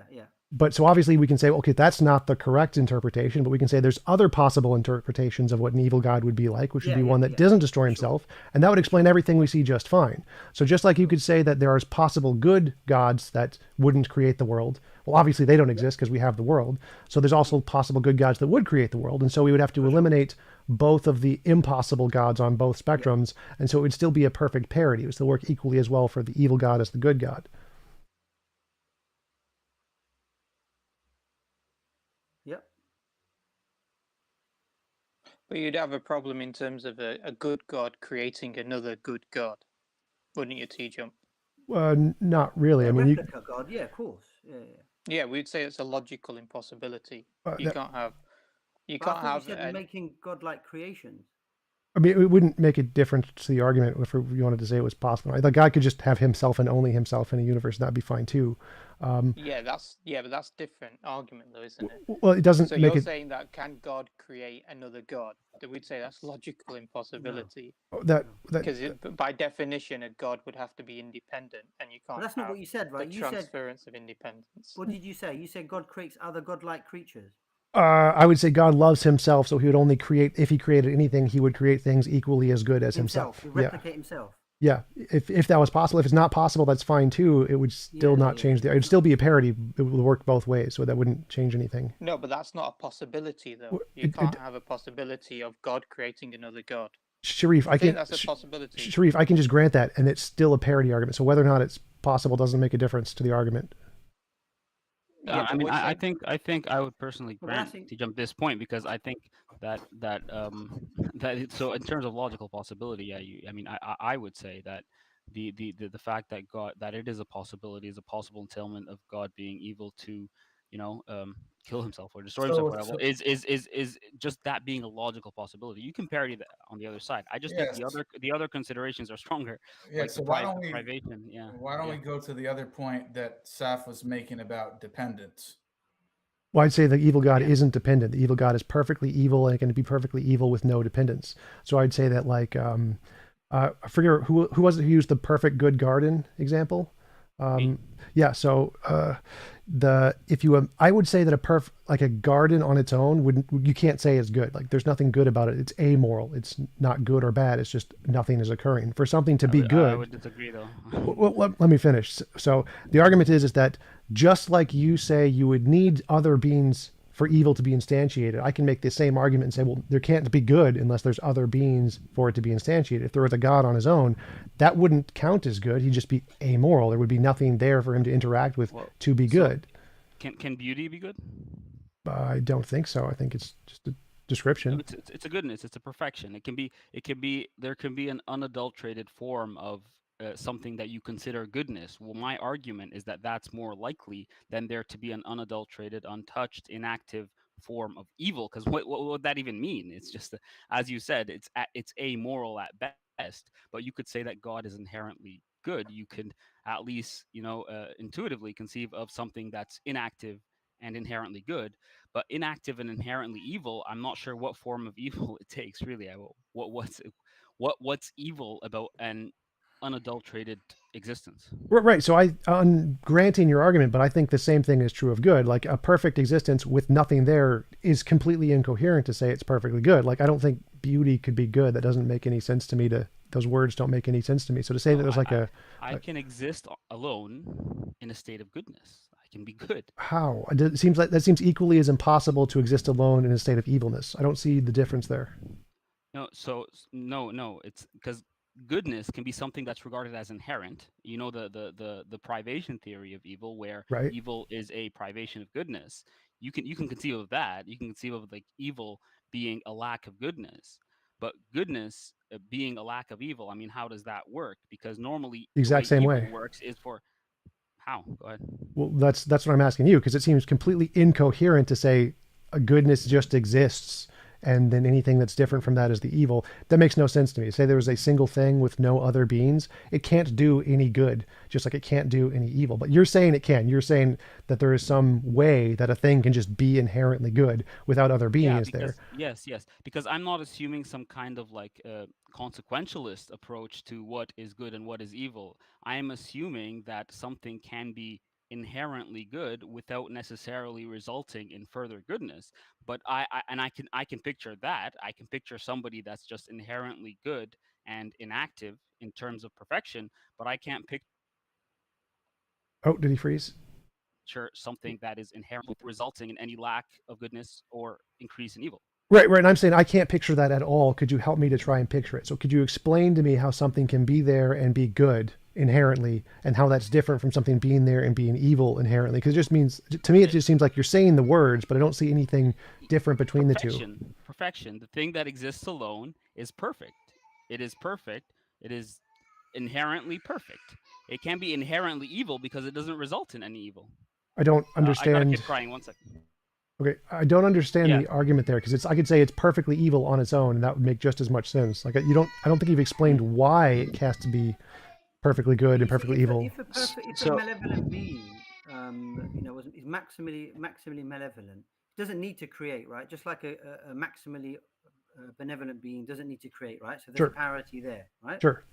But but why would it create in the first place? A maximally good God doesn't need to. Yeah, doesn't need to. Just like a maximally malevolent being doesn't need to. But why then would unless there's some kind of disguised benefit, perhaps it was seeking, by virtue of which now it has to complete, by virtue of which it now it completes itself, which means then it's not perfect if it required that completion in the first place. I mean, that's just, it's not watertight asymmetry, but it's a possible, asymmetry. So why would a malevolent being create then? Why would it create sentient creatures if it didn't need to? To express its evil, just the exact same reason why a good being would create. Right. So to press it further, to express its evil for what? It doesn't need to. It's maximally malevolent. It doesn't need to create us and then torture us unless there was something it was seeking in order to, for that. Exactly the same as a good God. To create those sentient creatures like us. Why would it want to unless it was seeking some kind of, I don't know, self-expression of, I don't know, whatever it might be. But whatever it is, it's seeking it, and so it's seeking that, and that seeking is a form of completion on the part of that malevolent being. No, I'd say it's the exact same as a good God here. So why would a good God create other beings? Well, it's to express its goodness, to share its goodness. Benefit, right. And so you could say an evil God is going to create them for their anti-benefit, for their, I don't remember what the opposite of the word is, but for their suffering or whatever. So detriment. Thank you. So yeah, for the exact same reason, you could parody the reason the good God creates good beings and just mirror it and say, well, that's the exact opposite. The reason the evil God creates evil beings. So it seems to work one-to-one parallel there. So do you mind if I touch on? It doesn't. You're assuming the asymmetry here. Hang on. It's oblique here. Sorry, Yusuf, go on. Yeah, Yusuf, go on. No, so you mentioned before that the only thing that a good God would create would be something equal to itself, and that if it couldn't, that it would just exist alone, or something. That was a response to say when what's it say? When Saf said it was possible that there was an evil God that could kill itself, I said it's possible that a maximally good God would be of that kind. Right. So I wasn't saying that was necessary. But the asymmetry is established through the good God doing it for is other oriented, right? Whereas the malevolent being does it for its own self-egoistic. So what does it do for? It doesn't do it for others. Yeah. So the maximally evil God would want itself to suffer and want the other things to suffer. Yeah, but how is it suffer in virtue of others? That's the question. I don't understand what that means. Why is it creating? You're saying it wants others to suffer, correct? Yeah. It wants to maximize the evil, so it wants to create as much suffering as possible. It's going to suffer itself, and it wants as many other things to suffer as possible. Right, but then in that case, it seems like self-interest. No, it'd be the exact same as God sharing his goodness with others for their benefit. I don't see the difference there. But TJump, I'm a bit confused because I think you have a view that I think the best of all possible worlds is a world where there is like the least imposition of will, right? So I'm thinking of you alone in a world where there's no imposition of will on you. I mean, do you think that's good? That would be amoral, no. So immorality is an involuntary imposition of will, which means something else stopping you. Or how is it the best of all possible worlds, though? Well, I'm not sure what that has to do with the topic. So like because I think if you define goodness in terms of an objective, right, or a state of perfection that is aimed at, and I'm telling you that you can exist in a state of perfection alone without any imposition of will, without any evil, then for me, that's a state of goodness. I mean, even if you're a consequentialist, you say that we aim for maximum goodness. Well, there could be an inherent state where the world is in, where it is in that maximum goodness, where there is a being who is completely free, completely perfect. And I would see that as something good. I wouldn't see it as neutral. I would see it as good. So if that can be regarded as a standard or as an objective for on which we base our determining of whether something is moral or immoral, what we're going for, the goal of goodness or perfection or lack thereof, then I'm telling you there can be an unadulterated state of perfection. If you're going to say the same thing for an evil God, that you might want to say something like, it's an imperfect state, so it's not good. Well, no. So what do you say? Yeah. So if we're going based off of my definition of morality, I would say a perfectly good universe would be one where everyone's will was free to achieve itself, and a perfectly bad universe would be one where all wills were perfectly restricted. So by my definition, you would be able to have a state which is perfectly good and a state which is perfectly evil, but I don't know why that would be relevant to this conversation. So God is alone, and he is perfect, he is independent, and he is perfectly free. Okay, so there's no imposition on will there. So it's a good state of affairs that you would like to aim to, like let's say as a consequentialist, for example. No, I'm I don't not see how you a can- consequentialist, but so my I'm saying- view. I'm just hypothetically. I'm just saying. Well, that's it not could my be- view. So my view is not having your will imposed upon is amoral. Morality is having your will achieved or having someone help you achieve your will. So there's a difference there. But it doesn't pertain to the conversation about the evil God argument. So let's say if you were a consequentialist, something good would be that aiming to that state where there is, the least possible imposition of will, right? No, it wouldn't be aiming. It would be the outcome that has the least amount of consequences. Yeah, I'm saying if you were a consequentialist and you determine moral rights and wrongs through whether or not it's directed towards that goal, then that would be the goal you want to achieve: a world with least imposition of will, right? What? I'm not a consequentialist, so you're straw manning my argument, saying, "What if I was a consequentialist and I did my model?" Those are what I am saying is. I'd like to get back to the topic if possible. No. What I'm saying is the fact that is your idea of a perfect world. That I'm not a consequentialist. Yeah, but that's not the point. The point is you see that as a perfect world.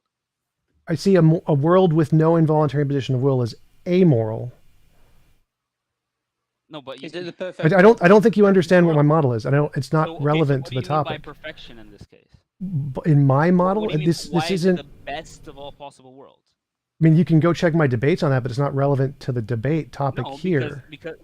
Because in what terms are you saying it's the best? I'm saying it's good. Well, I'm saying there's like a physical object, like a law of nature, like gravity that exists, and it's the instantiation of the maximization of that law. So it has nothing to do with the topic here today. Yeah, but yes, it does, because you're saying that the best of all possible worlds is one where there is least imposition of will. I want to know in what sense it is the best if you're not saying it is a moral best. I don't think you understand my model. Like the reason north is up is because that's the way the compass is pointing. It's a measurement of a law. This has nothing to do with the topic. That's fine. It can be just it can just happen to be a matter of fact that the best of all possible worlds is a world where there's least imposition of will. That can be just a matter of fact that we happen to find in nature. What I'm saying is, if that state is in existence, if it does actualize, and a single being in that state isn't doing anything, then for you that would be the best of all possible worlds. Again, you don't understand the model and has nothing to do with the topic. I'd like to try to get back to the topic if possible. I think it does have something to do with the topic, because I think the idea of a being that exists alone, who is perfect, with no imposition of will, and is what I'm describing as something that is inherently good. I can't picture something that is inherently bad if it's perfect, because keep in mind that the argument, the evil God challenge, aims to parody the argument, so it's going to grant some of God's basically attributes, that his omnipotence, his omniscience, his the fact that his attributes are all maximal. So you're going to have a perfect being existing alone, a maximal being existing alone, but I'm saying that he couldn't be evil. He couldn't be evil because he's alone I addressed, and there's no imposition of will. I addressed that before, because there could be, if you're using my definition, there could be a universe that's perfectly evil, which is a being who has all of its wills completely restricted. It can do nothing it wants to do. That would be a perfectly evil one. You wouldn't be parodying the arguments then, because it couldn't be the case that God has his will restricted. That compromises on his Again, this is where you're making a false analogy here. In my model, there could both be a perfectly evil universe and a perfectly good universe. That would work in my model. It has nothing to do with the debate here today. Like it's not relevant. How can it be perfectly evil if your model is dependent on the question of what is the best of all possible worlds in terms of moral considerations? That's just a label. That's a label for the model. It's dependent on evidence. It's an empirical model. Okay. So but I'd like to get back to the topic if possible. Okay, let's get back to the topic. So this is what I'm telling you. I'm telling you that there can be an unadulterated inherent state of goodness, and by goodness here, I mean absolute perfection and freedom, right? So there's absolute perfection and there's absolute moral goodness, right? But you're saying, so I don't think there needs to be activity in order for goodness to be actualized. I think a state of goodness is a state that we aim for. For example, I can be perfectly happy, and that's good. And on certain, moral theories, that would be a certain moral goodness that we can aim for, a state of happiness. So I'm telling you, there can exist a state of perfection that is inherently good. I can't see a state of imperfection, or I can't see a state of inactivity that is just inherently evil because nothing is happening. What's evil about it, really? It can be inherently good. It can be inherently desirable.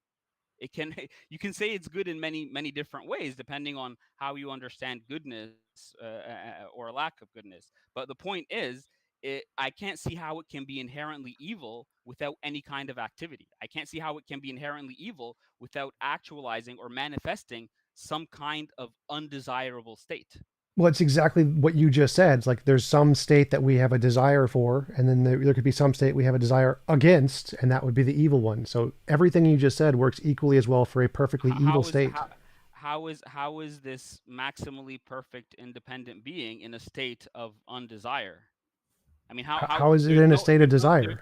There is nothing happening. There's nothing happening there that could basically manifest any kind of evil. And a lack of activity can mean that you're in a state of goodness. Can mean that you're in a state of. You haven't demonstrated that yet. So again, I keep asking you, what's the difference? See, listen, I'll grant you that this is based on my intuition, but I think it's a common intuition. I think it is a common intuition that something that is untouched can be good, but I also think it's a common intuition that something untouched there's nothing really that can be evil about it, because it's not really in any state of activity that would actualize anything undesirable. Well, I don't know what you mean by intuition here, because we can definitely imagine there's a rock that is pure evil. That's a thing in many religions, or there's a rock that's pure good, also a thing in many religions. So my intuition is that neither makes sense. Neither makes sense to say there is a perfect untouched state that is perfectly good. Okay, so would you say that this, maximally evil being is like in a state of like, because you just said he doesn't have to be self-loathing, or you said it's a possibility. Sure. You said he doesn't have to, but in order for you to basically parody what I'm saying, you'd have to say that he's in the maximal state of basically self-loathing or undesirability. Sure, he can be. That'd be fine. Like, there's no contradiction there. Then wouldn't Dr. Saf's argument follow that if he is in a state of why? Because he wouldn't destroy himself. It's more evil to cause yourself suffering and to create other beings to suffer. Wait, let me finish. Let me finish. So if there is a maximally evil being that is perfectly evil, he wouldn't destroy himself, because if he destroyed himself, then there would be no evil. And he wants to maximize evil, so he would cause himself suffering for as long as possible. You're going back to an unrelated point. We already came to an agreement, to a common ground, where the good and the evil is a maximally desirable state and a maximally undesirable state. Okay. So in the undesirable state here, forget about the amount of evil in the world. This God does not will to exist. He's in a state of self-loathing, as Dr. Saf put it. So the amount of evil that exists is irrelevant. My son's crying again. Okay, so he wants to maintain the most state of uncomfort for as long as possible. It's uncomfort and evil here are synonyms, so it doesn't change the argument. It's just he's going to make, if he stopped himself from existing. So there's an asymmetry. There's an asymmetry right there. So in my case, he would want to maintain him wanting to maintain his perfect, desirable state for an eternity is something that's clearly more plausible than him being in a maximally undesirable state and wanting to remain in a maximally undesirable state for an eternity. That would be a perfect symmetry there. So if a being is perfectly evil, and in the definition of perfectly evil, he wants to maximize discomfort, and that's how you define it, then yeah, he would be in a discomfortable state and want to maximize his discomfort. You're just adding that into there. But the point is, which do you find more plausible? A person who is in a state of maximal happiness who wants to live on in that maximal happiness, or a person who's in a state of maximal misery who wants to live in that state of maximal misery? I don't know. It's sort of, do you mind if I just jump in? So it sort of sounds a bit contradictory to say that this maximally evil God would desire an undesirable state. No, that's just a fragment of language. So if he's maximally evil, well, I want to address his point first. So if he's maximally evil, his goal is to maximize evil. Or this, whatever, if you want to call it discomfort, it could be discomfort. You could just change out the words. There's synonyms in this case. Yeah, but then he has a goal, and then that's a good. There needs to be a motivation. Goal doesn't mean good. Like Hitler had goals, they weren't good. Goal does not mean good. You're moving to another place here. Forget about what the consequence of this being is going to be, whether he's good or evil. Right now, we've come to a point where there is a state of maximum desirability and a state of maximum indesirability or suffering. So the point here is that on these two hypotheses, I think one is more likely to be an eternal being who doesn't have this self-loathing where he'd just like kill himself or something. And on the other, you would have a being who is in a maximal state of suffering that is more likely to end his existence or deal with that in a way, in whatever way other than just being eternally in this state of perfection. I think there is a clear asymmetry there. You can't say that existing in a state of suffering eternally is just exactly the same as existing in a state of Sure you happiness can. eternally. Sure you can, because you're just making a presupposition about what you think the God feels or what you No, I'm think the giving God's you motivations oh are. no. I'm giving you reason from our experience that a state of happiness is one that is desirable. Right. So you're Actually, comparing. built in within the What- definition of desirable and undesirable. You're right. is So you're comparing desirable. God to us. You're saying, oh, well, we don't like it, so we would stop existing. Therefore, God might not like it, and God would want to stop existing. You were just doing that. You were doing that earlier when you What? said, "Well, hey, I could conceive of a God that would do such and such based on his maximal evil." I mean, you have to start off from your experience, otherwise the concepts of good and evil wouldn't make any sense anyway. So I think this is a No. moot point. I think the idea is which hypothesis do we have more reason to believe? An everlasting state of happiness willingly, or an everlasting willing state of suffering and misery? I think clearly it is more plausible to choose a hypothesis where there is an everlasting state of perfection and happiness. It's just, if you deny that, I think you're just denying it to.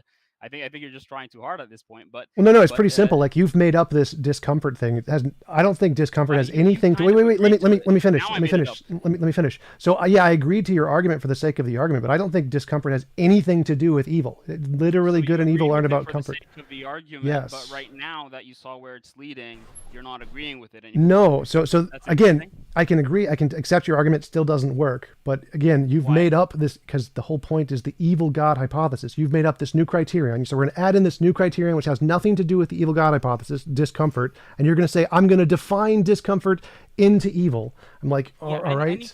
any criteria you're going to use in order to determine a maximal good or a maximal evil is going to be, at least by subjective standards, made up. We're going to have to work on plausibility and implausibility based on our intuitions in some way. I mean, the point Okay. is that you saw where the argument is going. No, You no, I saw saw. I that showed it didn't work. So again, No, you didn't. yes, Right now I you're did. saying I made up the definition. Well, you did. You see, I started. See here. This is where your moral. What does theory is discomfort have irrelevant. to You do were with saying evil? It's irrelevant. 1 second. You were saying it's irrelevant. It Your is. moral theory, but I think it is. I said that a state, being existing alone in a state of ultimate freedom with no imposition on will for you is like basically the best state possible. No, that's right? amoral. So you got that wrong.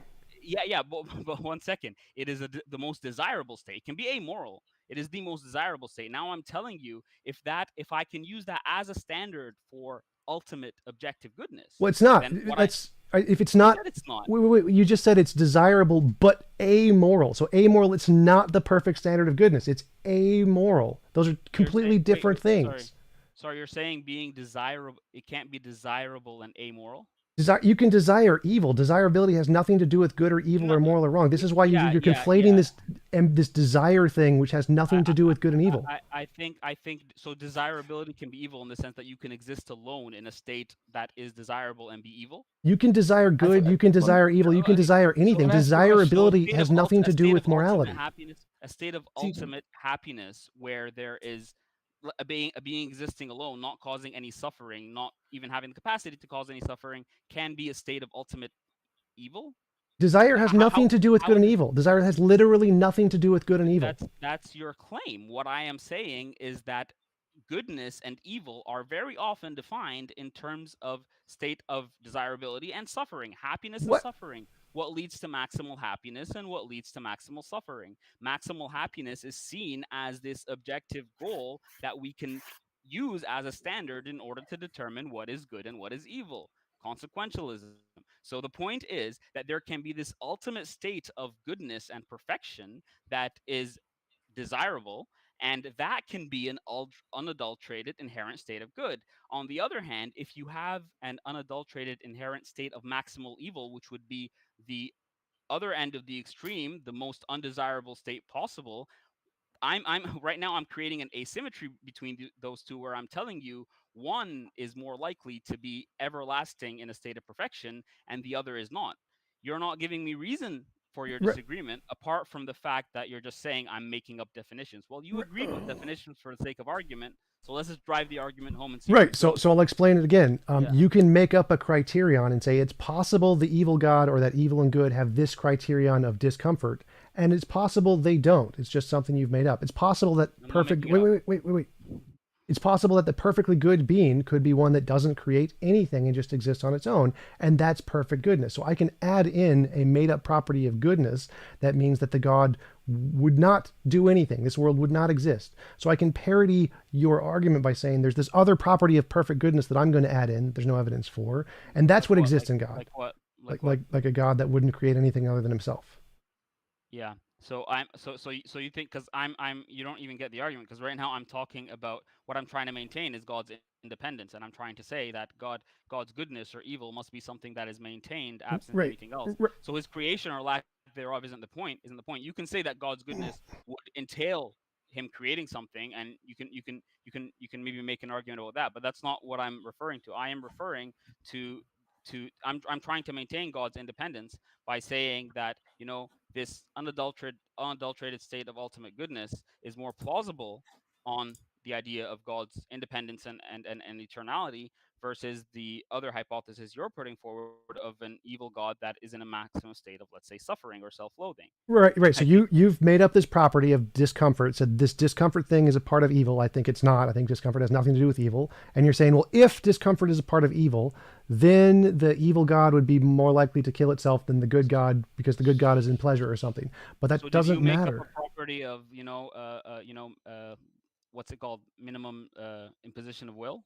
Sorry, maximum position of will. That's based on empirical evidence, so that has nothing to do with the topic. Again, I don't know. No. How is it based on empirical evidence? Moral intuition and moral progress. You can check out all of my the work I've done on the topic. Again, bringing up things that are completely relevant to the topic. Can we go back to the topic? A maximal state of perfection and happiness is also based on our experience, which is empirical. So the point is that you're saying my idea of a maximal state of happiness and perfection is made up, but your idea of imposition of will is not made up. For what reason? I don't know, because what does this have to do with the evil God argument?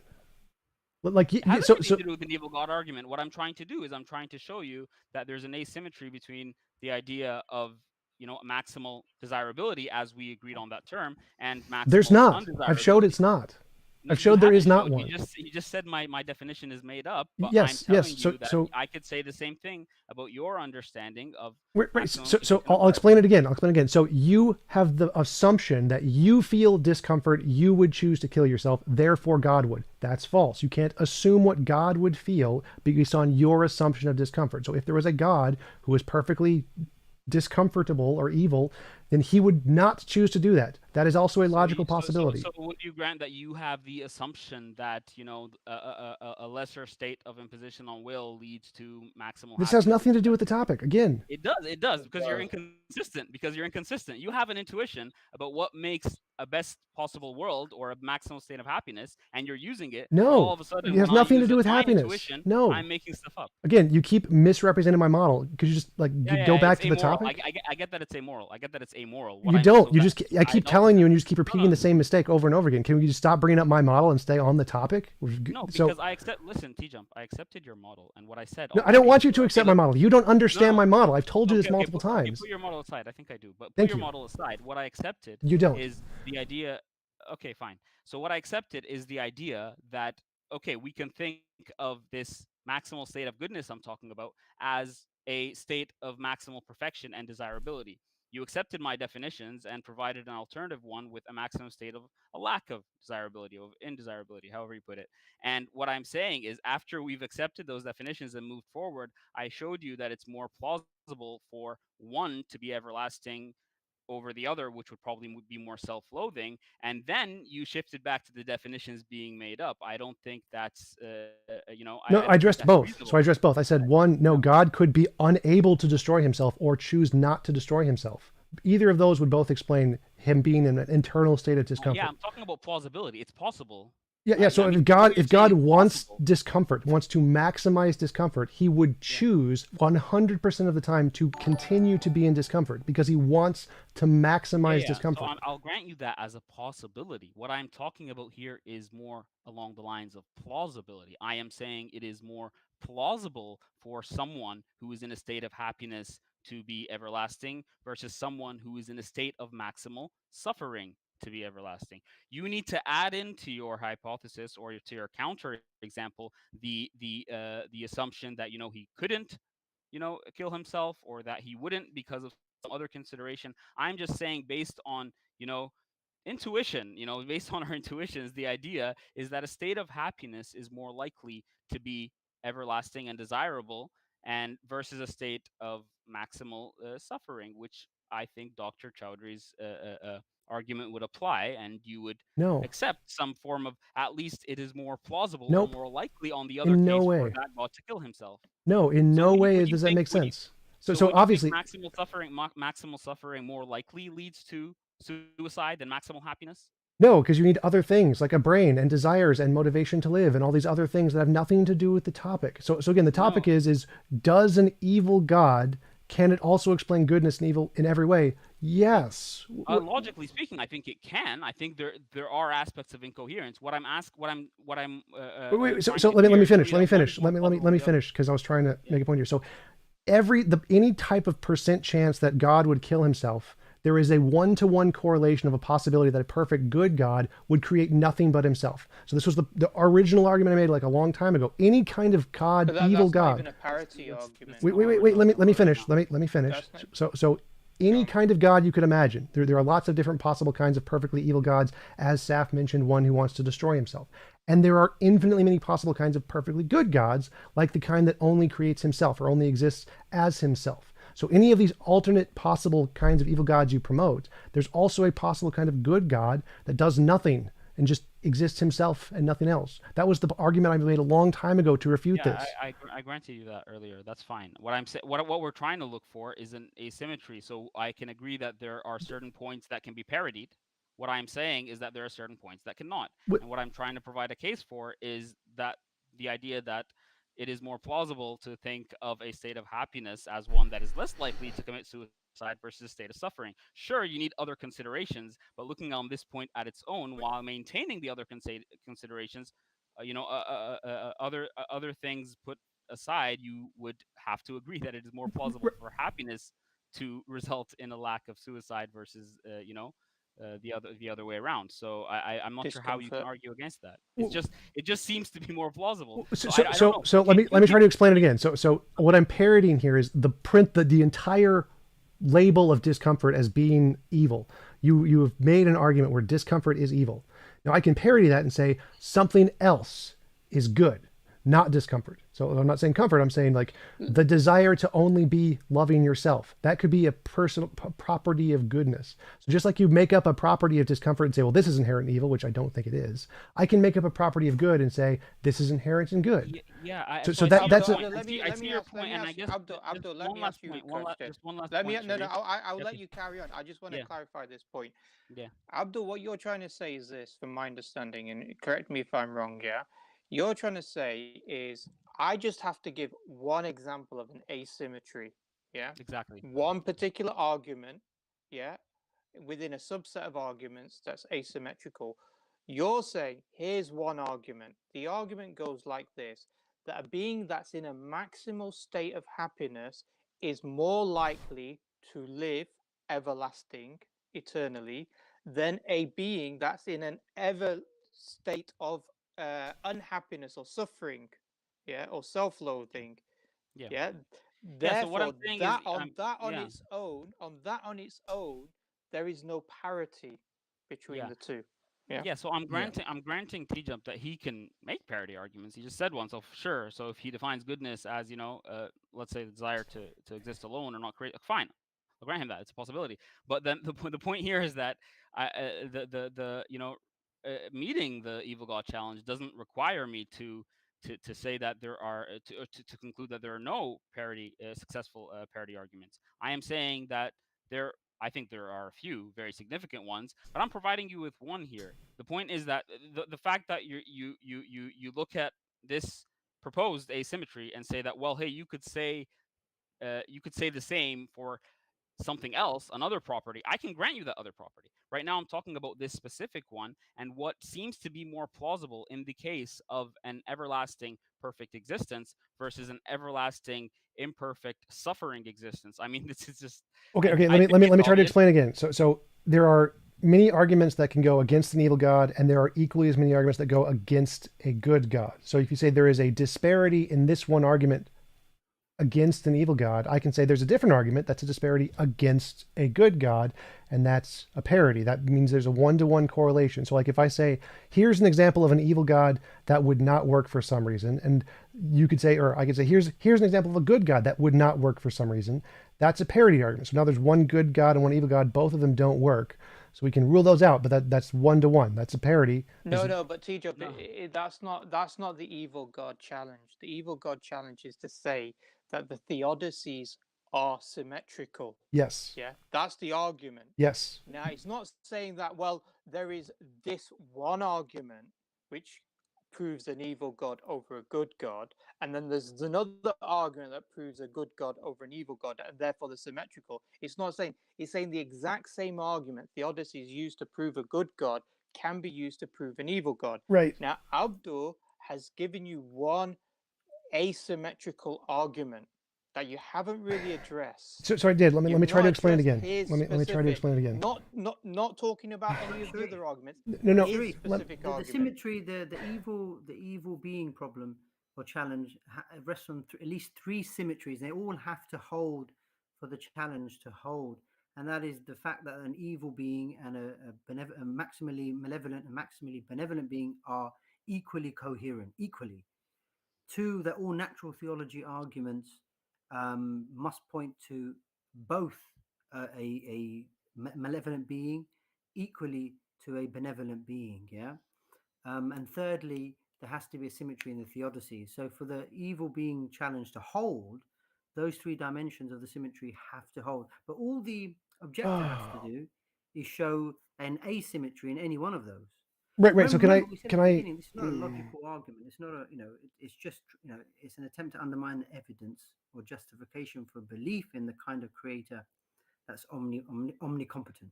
So can I? Let me try to explain it this way. So I can say an all good God would contain the property of a round square. Now, obviously, I've just made up a property that has nothing to do with goodness and said it's a part of goodness. Now, obviously, that would be an argument against the good God, because if goodness contained a round square, obviously the good God wouldn't work and the evil God would work.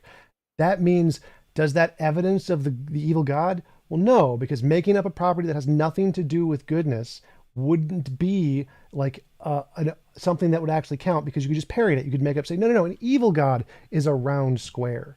And so the fact that you can make up, wait, let me finish. So you can make up a property like discomfort, which has nothing to do with good or evil at all, and just arbitrarily put it into good and evil, isn't evidence that you're right. It just means you've made up a property that has nothing to do with good or evil and said, well, if there's this made up property, well, then maybe an evil God is less likely. But again, that property has nothing to do with good or evil. So it doesn't have anything to do with dismantling the evil God argument. The evil God argument still works. You're right, but you just have to assume really that it is made up. I don't think it's made up. I think it's quite intuitive what I proposed about, a state of maximal perfection being, a state of ultimate goodness and desirability, and having the capacity to be everlasting and independent and all that stuff, versus a state of ultimate or maximal suffering. So I think there's intuitiveness and actually appeal to also experience in this in what I'm saying. I'm not saying, I don't think it's as arbitrary and meaningless as a squared circle. I think you want to say that because the asymmetry went somewhere, but I think the point is that I can demonstrate that. No, you can demonstrate what? That it's equally as incoherent as a round square. So I can say, like, your assumption that like evil entails discomfort, which it doesn't. Like, there's nothing about like pure evil which would mean it has to be in discomfort. It would be like me saying that good entails a round square. Like, no. So what is an ultimate state of goodness? Versus an ultimate state of evil. Before Tom TJump responds, I think Saf, from my understanding, you have to go now. Is that correct? Yeah. My apologies. So I really appreciate. No problem. Hours. Jazakallah khair for coming on. Really appreciate it, inshallah. Abdul, shukran. Nice to meet you. Take care, Chaudhry. TJump, lovely discussion. We'll pick up, I'm sure. Okay, and brilliant topic. Sorry that I got bow out this early. No problem, inshallah. Yalla, ma'a salam. So I think let me understand your point, TJump, if I can, and then I'll let you respond to Abdul. So what you're trying to say is to say that a state of affairs for a being in discomfort, yeah, is somehow to claim that it's in discomfort would be incorrect. Is that what you're saying? A malevolent being to be in a state of absolute discomfort would be incorrect. Yeah, because your intentionality, like your evilness and your motivations or your like emotional feelings are completely separate parts of the brain, but like anything. So like you could have the intentionality of being evil with absolutely no feeling whatsoever. So I don't think that your feeling of suffering has literally nothing to do with whether or not you're good or evil. Like you could be perfectly good and still feel suffering and still be perfectly good. So suffering is not evil. Is that what you're saying? Yeah, like suffering itself has nothing to do with good or evil. Discomfort has nothing to do with good or evil. So if there was like a perfectly good being, you could say that being is in discomfort, and it wouldn't make it any less good. Okay, so then you wouldn't argue the way that some atheists do about the problem of suffering then. Well, I argue for a logical version of the problem of suffering. Why? If suffering's not evil, what's the problem with it? The logical inconsistencies in the Bible, the Old Testament. So like it says this is bad. And like it says killing is bad or drowning babies is bad. God drowned babies in the global flood. God is bad. So it's a self-contradiction. Okay, so then it's not a logical argument based on scripture is what you're saying. It's a conflict between scripture and itself, what it's also saying within scripture. Yeah, self-logical contradiction. But then that's a scriptural argument. It's not a philosophical argument. That would still be a philosophical argument. Do you mean like if I used a different basis of morality to judge God as evil, I could do that too? I'm saying you're showing an internal contradiction within the scripture. Yes. You're not saying that from the existence of suffering, therefore that's somehow logically contradictory with an all good God. Right. What I do is I would say that if my model of morality is correct, then that would prove that the morality of the Old Testament God is incorrect, and that would be a logical disproof. Why would that prove that? I'm just trying to understand. Well, if my morality is correct, then it's objectively immoral to drown babies, and anything that drowns babies is immoral, and God did it, therefore God would be immoral. Okay, yeah, but why is that objectively wrong? Well, if my morality was proven correct, that's the first premise. Okay, but it has nothing to do with that act being wrong has nothing to do with the baby suffering.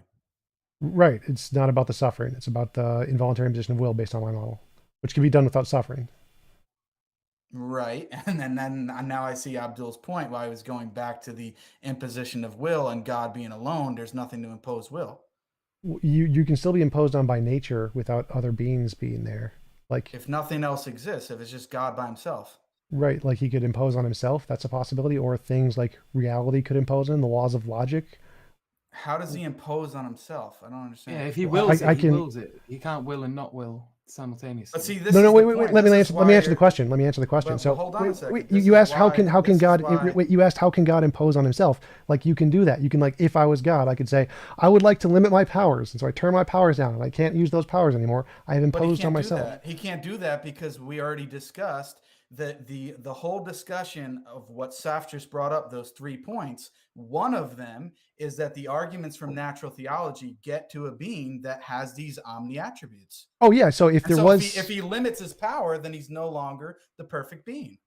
Right. So if I granted that any of those worked as actual evidence, sure, yeah. Like if there was actual evidence that indicated. But see, then that's the point. Then it goes back down to those fundamental arguments from the beginning, which is what I was trying to say.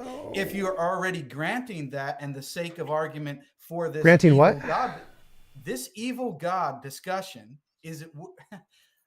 It's amazing that I'm having to explain it because we've been discussing this for over 2 hours and you've been listening. What? I don't understand why. Wait, let me see if I can try to. I think you're saying like. That if those arguments worked, then that would be evidence of God. So I have to grant those arguments, or I'm granting those arguments. No, but the discussion of the evil God, this whole parity thing, is assuming, for the sake of argument, we have this evidence. Okay, we're saying which one is more likely. Oh that's it's a reductio ad absurdum. So it's saying if you think this argument works, the way to show it doesn't work is to show that the same argument can work for the exact opposite conclusion. So it's not actually saying it's not saying this is a good argument. It's saying if this was, wait, let me finish. So it's not saying this is a good argument. It's saying it's a bad argument. And here's how we can show it's a bad argument. We show it leads to a contradiction. So in math, we do this all the time. We're not assuming it's true. We don't assume the proof is true. I'm not saying you're assuming it's true. That's not what I'm saying. We're assuming it's evidence. Assuming it's evidence. Is that right? No. Listen to what I'm saying. Okay. What I'm saying is this discussion here, right? Yeah. Okay. When we're talking about comparing the evil being versus the omnibenevolent God, right? Yeah. The other properties that they have, as Saf was pointing out, both beings must possess those same properties. So if the evil being decides to limit his power, then he's no longer omnipotent, and therefore he doesn't share the same property that the good God has. So therefore, that is a break in the symmetry. The good God could limit his powers, or the evil God could limit his powers. Either one would work. Like that would be that. No, but I was giving an argument, and that's how we got to this point. Because then you had to say, well, the evil God would limit himself. Limit his powers. No, this would apply to both the evil or the good God. If you ask, how can God limit himself, like impose on himself? It would be we don't believe it. Yeah, and that's the point. I'm saying that that's incoherent, because if God limits himself, then he's no longer omnipotent. That's the point. No, he could still be omnipotent. Like I can turn my powers down and still have them in the background. Just not using them. But that wouldn't be a difference. Sounds like a Christian idea of the incarnation. You have. I mean, no, that doesn't work, man. That doesn't make a difference to the argument here. So a good God. He doesn't have. Let me finish. Let me finish. Let me finish. Let me finish the argument before you. Like, so a good God could limit his powers too. So like, remember. Wait. Stop. So in my model, involuntary imposition of will is immoral. Voluntary imposition of will, perfectly fine. So God could voluntarily choose to limit his power, still be good. And so the good God can also limit his powers if you're talking about my model. We're saying no, it's not your model. We're saying that conflicts with God's omnipotence. You asked about how in my model, given my definition of evil. No, this is not your model. You're adding a new model when it comes to God in order to avoid the conclusion of the argument.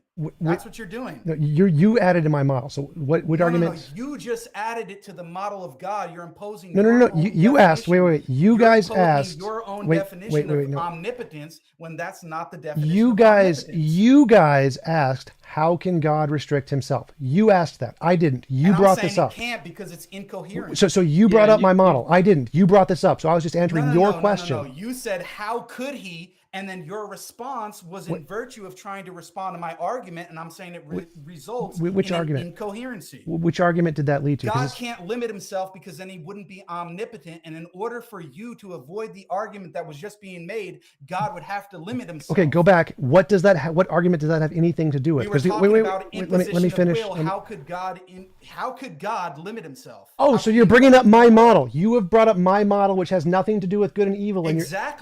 Exactly. When we're talking about imposition of will, but that has nothing to do with your own definition of omnipotence. So you're creating your own definition of omnipotence then. No, like that would still be omnipotent. Can you be omnipotent and restrict your own powers? Yes, I can play a video. Incoherent. No, it's pretty limited. God can play a video game. Can God play Xbox? I don't even know what that means. Like he can like move the controllers or whatever. He's God, so he can. Simple question. Let me finish. I'd like to finish. So God limit his powers. So God could use the controller and only use the controller. He's all powerful, so he could just make the characters teleport and give himself invincibility, but he could choose to use the controller. So he's limiting himself to just use the controller. He's not limiting himself. He's not limiting himself. You're making it sound like saying that just refusing to do something for a moment is a limit, in the same sense that I have this limit that I can create a planet.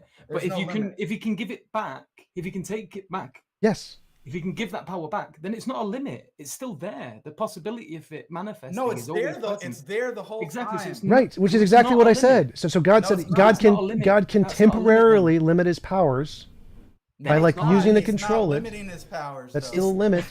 TJump, There's a let me- not a difference. limit. There's a difference between playing video games and imposing your own will. Those are two different things. No, You're saying no, that it's God not. can Wait, limit. wait. You're saying Those that are- God can limit His own will. Yes. He's not limiting His wait, will by wait. playing video games. When I turn up the difficulty on a video game, I'm making it harder for myself. I could turn the difficulty down. I could give There myself is no invincibility. harder for God. There's no TJump, when harder you for turn God. up, so that point, when you turn up the difficulty, is it really more difficult for you, or is it just as easy?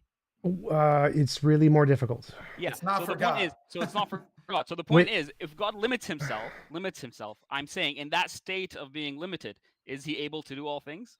Sure, but he's choosing to use Okay, just so the he's controller. not Wait, limited. wait, stop. Go back. TJump, Let all me you're explain it. saying Let is me explain it. choosing not to do something is limiting yourself. That's all you're saying. Yes, that's So- why it's so a God has choice. to So literally wait, do let me explain it. everything Let me explain it in order again. to be unlimited. Let me explain it again. I So don't so think if so. God Exactly. chooses, if God chooses to use an Xbox controller and nothing but the Xbox controller, he is limiting himself. He could use all his powers, Yeah. but he doesn't. He's just using the Xbox Listen, controller. It's not. What you're It's not saying limited. basically entails That's that in the order for same God as to be changing the in order- difficulty. In order for God to be unlimited, he must literally actualize all No, his I never capabilities. said He that. must That literally has nothing. Yeah, that's what you're saying. Just That's what your just one position second. results What in. you're saying, your position basically boils down to the idea that refraining from doing something is basically limiting yourself. Well, Yes, God refrains from doing a lot of choosing. things. Yeah, so choosing to limit your own power, like say, I'm going to limit this power for this duration, is a limit. It's a But how is temporary it not limit. limiting TJump, him. I asked you when you choose to Temporary make the limits game are more limits. difficult. When It's you not a choose- when you- temporary limit. It's when- not. When you That's- choose to yes, make it the is. game Because more God difficult, doesn't. Okay, so because God Wait, didn't create a leprechaun. let that me means let me he's not- answer he's Abdul. limiting. Let me answer Abdul. So Abdul is asking I know you if want to answer Abdul. yes, because I've answered you like 10 times in a row. So Abdul asked No, if I you didn't. wait. Let You didn't. me answer Abdul. So Abdul asked if I change the difficulty, is it limiting? Yes, I could turn it back down. Wait. Let me Sorry, finish. That's not what I asked. But that's not what I asked. Let me. I'm just gonna ask the question. You Okay, can answer go it. for it. I said Go for it. when you change the difficulty, is it really more difficult, or is it just as easy? Yes, and so my answer is if God chooses to only use the controller, No, is you it didn't answer the question. really? Answer the I'm getting there. I'm getting there. So if God chooses to only use the controller rather than his powers, it would be more difficult for God. What? do you mean? So Well, then just he like wouldn't be If God changes the difficulty and chooses to only use the controller, can he use the controller to play the game in just as easily as he does on an easier level? Can he? no, because he could like just So he doesn't have that ability. so like if God has the access to all of his powers, he could beat the game much easier than if he's just using a controller. If he's using the controller, right, and he ups the difficulty, Ups the then difficulty. then for him, he has the ability to make that game just as easy as it was Okay, on the easier level. the controller point is the point difficulty. just so we don't get sidetracked on the whole game analogy. The point is when you say God limits himself, and I asked you whether in that limited state God can still do all things and is unlimited, you have to say yes. So he's both unlimited Okay. and limited at the same time. I don't think you That's understood the analogy. contradiction. I don't think you understood. So in the analogy, wait. So I can turn the difficulty up. If God uses a controller, that is turning the difficulty up for God. God is choosing to turn the difficulty up by limiting himself to a controller. Bro, really, that doesn't make sense. TJump, Because at the same no, time, you no. want to say that while the difficulty is up, he is still able to Yeah, do all that's like things. saying if Yes. God does anything, he's limiting himself. That's ridiculous. No, I mean, God. come on, man. This is not hard This to is understand. bad. If This is God, really bad. It is. if God is. chooses to use, this is like basic philosophy 101. Like everyone in philosophy grants this. This is super simple. So if Grants God, what? wait. Yeah, grants If what? That someone- what you're saying is ridiculous. So let me explain it. Like I'm trying to explain it. If you don't interrupt, I'll actually get there. Okay, go Yeah, ahead. but go you're ahead. saying God so does let me anything, he explain it. limits Let me explain it. Let So him explain if that. a person chooses to use a tool which it is harder to do something, it is limiting because it is taking away from their capabilities. Like for example, if someone chose to like use a slingshot rather than a gun to hit a target 100 yards away, that is limiting because that is harder to do. So if God chooses to limit himself by using a controller rather than his all-powerful just snap his fingers means, that is limiting. He is choosing to limit himself to using the controller. That's all I'm No, saying here. This is very basic we can philosophy. just agree to disagree. Yeah, we'll but just move on, I buddy. think the idea is that, you know, when he chooses to use the controller, by definition of his unlimited omnipotence, he has the ability to make using the controller just as easy as snapping his fingers. There are no Exactly. different levels of difficulty and easiness for an unlimited omnipotent creator. That You're wouldn't be basically using the saying controller. He is both unable and able at the same time in the same way, which is a contradiction. So No, I no. think that's my view. I think that's fine. You're free to disagree, TJump, but I think it's quite clear Yeah. that you're being incoherent. No disrespect. Thank you. Enjoyed having you on. Hope to have you on again. Guys, I can't see the back channel if no one's waiting. Yeah, no. We've got a few people waiting, Yeah. and TJump has been on for quite a while, so Sure. we're gonna have to move on. Thanks for Yep, coming on. thanks And for sorry coming if it got a bit heated, but yeah. No problem. Appreciate it. Nice meeting you guys. I'll talk to you later. Care. All right, Bye-bye. take care.